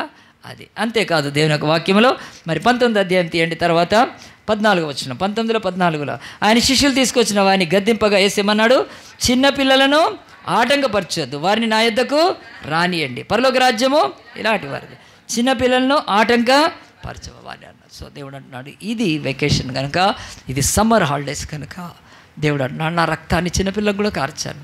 చిన్నపిల్లలు మరణిస్తారు, చిన్నపిల్లలు రోగగ్రస్తులు అవుతారు, చిన్నపిల్లలు తప్పిపోతారు, చిన్నపిల్లలు వారి పాపంలోనే నశించిపోతారు. కనుక మనం ఏం చేయగలుగుతామండి? మనము వాళ్ళ గురించి వాళ్ళని తీసుకొని రావాలి. ఈ చర్చిలో అట్లా ఉన్నారండి, రజనీ అని, మరి రాణి వాళ్ళ చెల్లె రజనీ, మన మంచి వాలంటీరు. నేను MCH కాలనీ నుంచి, ఆ యొక్క శాలివారి నుంచి చాలామంది తీసుకొచ్చిందండి. ఉందా రజనీ ఇక్కడ? ఉంటే సంతోషం అండి, లేకపోయినా పర్లేదు. మరి మన పిల్లలు అలాగున్నారు. తర్వాత ఇక్కడ ఇంకా అండి ఇది MCH కాలనీ నుంచి మరి అక్కడ తమ్ముడు మహేష్ కానీ, రేచల్ కానీ, ఆ యొక్క సంధ్య కానీ, నరేష్ కానీ వర్క్ చేస్తారండి. ఇప్పుడు పీటర్ పాల్ కూడా మన దగ్గర నుంచి చాలామంది పిల్లలు తీసుకొచ్చారు. సో ఇది ఎవరి బాధ్యత? మన బాధ్యత. ఈరోజు అపోజ్ చేయట్లేదా? చేస్తున్నారు, ఎప్పుడూ చేస్తారు. కనుక మనం పిల్లల్ని ప్రేమిస్తే వాళ్ళని ప్రభు దగ్గర నడిపించాలి. ఒక చిన్నది దేవుడి వాక్యములో ఒక దేశానికి బ్లెస్సింగ్గా ఉంది. మీ పిల్లల్ని మీరు ఇంటర్నేషనల్ స్కూల్లో చదివించుకొని మీరు ఎంత చదువు, విద్యార్థులు, ఇంజనీర్, డాక్టర్లు, సైంటిస్ట్, నథింగ్. దేవుడి యొక్క వాక్యం లేకపోతే వాళ్ళు ఒక దేశానికి రాజు అయినా కానీ ఒకరోజు ఏం చేసుకుంటారు? బట్టలు చెప్పుకుంటారు. సో కింగ్ అయ్యి కూడా వేస్ట్. కానీ ఒక సర్వెంట్, స్లేవ్ అయినా సరే దేవుడి వాక్యం వారిని నేర్పించాలి. మీ పిల్లల్ని సండే స్కూల్కి పంపించండి. ఈరోజు మా అమ్మ చిన్నప్పుడు సండే స్కూల్కి పంపించింది కనుక నేను ఇట్లా ఉన్నాను. మోకాళ్ళ మీద ఉండేసి నాకు కంఠవాక్యం నేర్పించేది. బ్రేక్ఫాస్ట్ పెట్టేది కాదు మా అమ్మ. నేను కంఠవాక్యాలు చిన్నప్పుడే మస్తు నేర్చుకున్నాను. సో ఆ బ్లెస్సింగ్ నాకు ఉందండి, ఇప్పటికి. సో అది ఎవరికి వాళ్ళు చేసుకోవాల్సింది. కనుక మీ పిల్లల్ని సండే స్కూల్ పంపండి. అన్య పిల్లల రక్షణ కొరకు మీరు ఈ యొక్క సమ్మర్లో పాటుపడాలని తలను వంచితే అందరం ప్రార్థన చేద్దాము. యేసు ప్రభు మనకి ఈ యొక్క నయమాను కథ ఎందుకు చెప్తున్నాడంటే, నయమాను కంటే, సైన్యాధికారి కంటే గొప్పది ఉంది ఆ ఇంటిలో. ఆ దేశపు రాజు కంటే గొప్పది ఉంది ఆ ఇంటిలో. తన స్వదేశంలో ఉండే రాజు కంటే గొప్పది ఉంది. ఎట్లా అంటే ఆ చిన్న బిడ్డ చిన్నప్పుడే తన దేవుడిని ఎరిగిన బిడ్డ, చిన్నప్పుడే దేవుడి యొక్క కార్యాలయందు విశ్వాసం వచ్చిన బిడ్డ, చిన్నప్పుడే ఆ బిడ్డ సువార్థికుల సాక్ష్యం చెప్పే బిడ్డ, చిన్నప్పుడే భయం లేకుండా అన్య దేశంలో విగ్రహాలను మొక్కని బిడ్డ, చిన్నప్పుడే తన శత్రువుని ప్రేమించిన బిడ్డ, చిన్ననాటి నాడే రాజ్యాలకు సువార్త ప్రకటించి 2 రాజ్యాల మధ్యలో సమాధానం తీసుకొచ్చి ఉంటుంది. నయమాన్ తర్వాత యుద్ధం చేయమంటే చేసి ఉంటాడండి ఇశ్రాయేల్ మీద, చెయ్యడిక. ఎందుకంటే నో, ఆ దేశం మంచి దేశం, ఆ దేశస్తులు చెడ్డోళ్ళు, వాళ్ళ దేవుడు గొప్పోడు, వాళ్ళ ప్రవక్త ఎంత గొప్పోడు. నా దగ్గర ₹1 తీసుకోలేదు అతను. ఆ ప్రవక్త ఎంత హానెస్ట్ ప్రవక్త, అతను నా నుంచి ఏమీ తీసుకోలేదు. నేను బతిమిల అంత ఆ దేశం మీదకి నేను యుద్ధం వెళ్ళను. ఈ చిన్నది యుద్ధం అనిపించి ఉంటుందండి. ఆనాడు ఆ రాజుకు సిగ్గొచ్చి ఉంటుంది కనుక పరాయి రాజు భయపడతాడు, అమ్మో ఇంకా పోకూడదు ఆ దేశం మీదకి. ఎందుకంటే ఆ చిన్న బిడ్డ క్రీస్తులో పెంచబడిందండి. క్రీస్తు అంటే మళ్ళీ మీరేమనుకో, అప్పుడు క్రీస్తు లేడు కదా. క్రీస్తు అంటే అభిషక్తుడు, ఆయన యేసుగా వచ్చాడు ఈ లోకానికి. ఆయన తండ్రి పక్కన ఉండేవాడు క్రీస్తే. భూమి మీదకి వచ్చినప్పుడు ఆయన పేరు యేసు. సో ఆ బిడ్డ చిన్నప్పుడే క్రీస్తుని ఎరిగింది, చిన్నప్పుడే దేవుడిని ఎరిగింది కనుక ఆ బిడ్డ ప్రకటించింది. ప్రియ దేవుని బిడ్డలారా, ఈ సమ్మర్లో పిల్లల్ని మనం ఎన్నో చోట్లకు తీసుకెళ్తామండి, ఎన్నో వినోద స్థలాలకు తీసుకెళ్తాం. నో ప్రాబ్లం, తీసుకెళ్ళాలి. కానీ ఒక VBSకి పంపించండి మీ పిల్లల్ని. దేవుడు మాట్లాడతాడేమో. నిన్న మొన్న గ్రోయింగ్ లీడర్స్ అని బ్రహ్మాండమైన మంచి శ్రేష్టమైన వాక్యం చెప్పారు. దాదాపు 10 క్లాసెస్ డివైడ్ చేసాం, 12 క్లాసెస్ డివైడ్ చేసి అందరికీ వాక్యం. సో దేవుడు ఈ సమ్మర్లో, ఈ సీజన్లో మనకు దేవుడు ఒక పని, నీ వంతుగా ఏదైనా ఒక చిన్న పిల్లకు సువార్తను, ఒక చిన్న VBS లాంటి దానికి నువ్వు వెళ్ళ తోడ్పడితే నువ్వు ఎంత గొప్ప బిడ్డను తయారు చేస్తున్నావంటే అది దేవుడి యొక్క సన్నిధిలో ఇదిగో ఇదే రుజువు. కనుక ప్రార్థన చేసుకుందాం. యేసయ్య, ఈరోజు నాయన బిడ్డలకు నాయన ఎన్నో నాయన తండ్రి అమ్యూజ్మెంట్ సెంటర్స్ నాయన వండర్లాతో పాటు ఎన్నో ఉన్నాయి ప్రభా, తీసుకెళ్తారు. కానీ ఒక్క బిడ్డను దవా నాయన, ఆ బిడ్డను సృష్టించిన దేవుణ్ణి పరిచయం చేయాలి, ఆ బిడ్డను రక్షించగలిగిన దేవుణ్ణి పరిచయం చేయాలి, ఆ బిడ్డ ఆనందించి ఆస్వాదింపబడగలిగిన దేవుడికి పరిచయం చేయాలి కదా. ఆ ప్రభువుని పరిచయం చేయకపోతే ఈ పిల్లలకి చెప్తే ఏమనుకుంటారు? ఏమనుకునేదండి అంటున్నారు, తిడుతున్నారు కదా. ఇప్పటికీ ఇంక చేసేదేముంది? మనం చెప్పి చూడాలి, దేవుడు కార్యం జరిగిస్తాడు. కనుక మనం చిన్న పిల్లలు నశించిపోకున్నట్లు ప్రార్థన చేస్తూ దేవా నేను స్వార్థను ప్రకటిస్తానని హృదయంలో తీర్మానం చేసుకో. ప్రార్థన చేసుకుందాం. జోంగుల దేవా పరిశుద్ధుల, ఈరోజు మమ్మల్ని ప్రేమించిన ఆయన ఈ యొక్క అయ్యా సింగిల్ సర్వీస్ ఉన్న ఈ దినమ్మ ప్రభా, కొంత వాక్యం సమయం ఎక్కువైనప్పటికీ కూడా అయ్యా మా మీద భారం ఉంది నాయన, మా మీద నా తండ్రి ఒక తండ్రి పని మోపబడింది ప్రభా. అయ్యా చిన్నపిల్లలు నా ఎదుకు రానిండి, వారిని ఆటంకపరచద్దంటున్నావు కనుక ప్రభా. చిన్నపిల్లలు నశించుట తండ్రి నాయన నీ చిత్తము కాదు, ప్రతి వాళ్ళు రక్షణ పొందాలని ప్రభా నాయన. కానీ ఎవడైనా చిన్నపిల్లల్ని ఆటంకపరిస్తే అదే 19వ అధ్యాయం 5వ వచనంలో నాయన అయ్యా మెడకు పెద్దటి తిరగటి రాయి కట్టబడి అయ్యా లోతైన సముద్రంలో పడవేయటం మేలు కనుక నాయన. అది మాకు కాదులే నాయన, వ్యతిరేకించే వారికి కానీ ప్రభా ఎంత ప్రమాదం ఉంది కనుక ప్రభా. పెద్దవాడిని ఆటంకపరుస్తాను ఎక్కడ బైబిల్లో లేదు నాయన. చిన్నవాళ్ళని ఆటంకపరచవద్దు అంటున్నావు కనుక నాయన, నీ వద్దకు తీసుకొస్తే నీవు వారిని ప్రభా సిరియా దేశపు యొక్క రాజులను, సైన్యాధికారులను మార్చగలిగిన ఆ కృపను, ఆ తరబేదును నువ్వు ఇవ్వగలుగుతావు కనుక నాయన, ఆ శక్తిని నువ్వు ఇవ్వగలుగుతావు కనుక మా పిల్లలందరూ క్రీస్తులో పెంచబడాలి ప్రభా. ఈ VBSలు ఇంకా జరిగే మంచి జరగాలని ప్రభా. నీ వాక్యాన్ని ప్రతి హృదయంలో నారుకట్టి నిరుపోసి వీరి బంధువుల పిల్లలు ఉన్నారు ప్రభా. అయ్యా చర్చికి పిలిస్తే ఏమనుకుంటారో, మా యొక్క రిలేషన్ అయితే పాడింది కానీ పిల్లలు రక్షణ పొందుతారు ప్రభా. అలాగూ నా బంధువుల పిల్లలు ఎవరెవరెవరు ఉన్నారో ప్రభా, ఇంకా చర్చికి వెళ్ళలేని వారు ప్రభా, విగ్రహాల్లో ఉన్నారు బంధువులు, వాళ్ళని టార్గెట్ చేసి వాళ్ళని ఒక్కసారైనా పిలిచి ప్రభా. అయ్యా వాళ్ళు ఏమనుకుంటే ఏముంది ప్రభా, వాళ్ళు ఎంతో తిడతారు, అది న్యాచురల్. కానీ ప్రభా చిన్నపిల్ల హృదయంలో ఒక వాక్యము నాయన విత్తబడితే అది నిరంతరంగా ఫలిస్తుంది ప్రభు. అలాంటి భారాన్ని మేము తీసుకుంటూ మాకు సహాయం చేయమని ప్రభా. ఈ చిన్నపిల్లల లెక్క రేపు మమ్మల్ని అడుగుతావు నాయన. ఈ దేశంలో చచ్చిపోతే ఈరోజు హమాస్ నా తండ్రి యుద్ధం చేసినందుకు ప్రభా అయ్యా గాజాలో వేల మంది పిల్లలు చచ్చిపోయారు ప్రభా. ఆ హమాస్ దుర్మార్గులను అడుగుతావు నాయన, మీరు యుద్ధము చేయకపోతే, మీరు ఇశ్రాయేల్ దేశాన్ని మీదకి వెళ్ళకపోతే మీ పిల్లలు ఇలాగున చచ్చిపోయేవాళ్ళు కాదు కదా. హమాస్ నాయకులకు నాయన ఎంత దండనుందో తెలియదు అయ్యా. విచారకరమే, యుద్ధం అయితే జరుగుతుంది. ఇశ్రాయేల్ డిఫెన్స్ కొరకు చేస్తున్నారు ప్రభా. లేకపోతే ఆ యుద్ధం చేయకపోతే ఇశ్రాయేల్ అందరినీ చంపేస్తారు ప్రభు వాళ్ళు. కనుక అలాగ నేను నాయన మమ్మల్ని కూడా ఈ చిన్న పిల్లలు నశించిపోతే, తెలుగు పిల్లలు మమ్మల్ని లెక్క అడుగుతాం నాయన. ఆ రోజు మా బహుమానం కోల్పోతాం. మాకు శక్తి కొలది మేము చిన్నపిల్లలకు నాయన, మా యొక్క తండ్రి నాయన ఉన్న మేరల్లో ప్రభా మేము చిన్నపిల్లలకు స్వార్థం ప్రకటించే కృపను మాకు దయచేస్తూ నీ గొప్ప కృపను మాకు దయచేయమని, విత్తబడిన వాక్యం నారుగడ్డ నీరు పోసి నొరంతలు ఫలింపచేయమని, రాజులకు రాజు ప్రభులకు ప్రభు చిన్నపిల్లలకు కూడా కొరకు రక్తం కార్చిన ప్రేమామయుడైన యేసు నామాన్ని బట్టి ప్రార్థించి అడిగి వేడుకుంటున్నాము తండ్రి.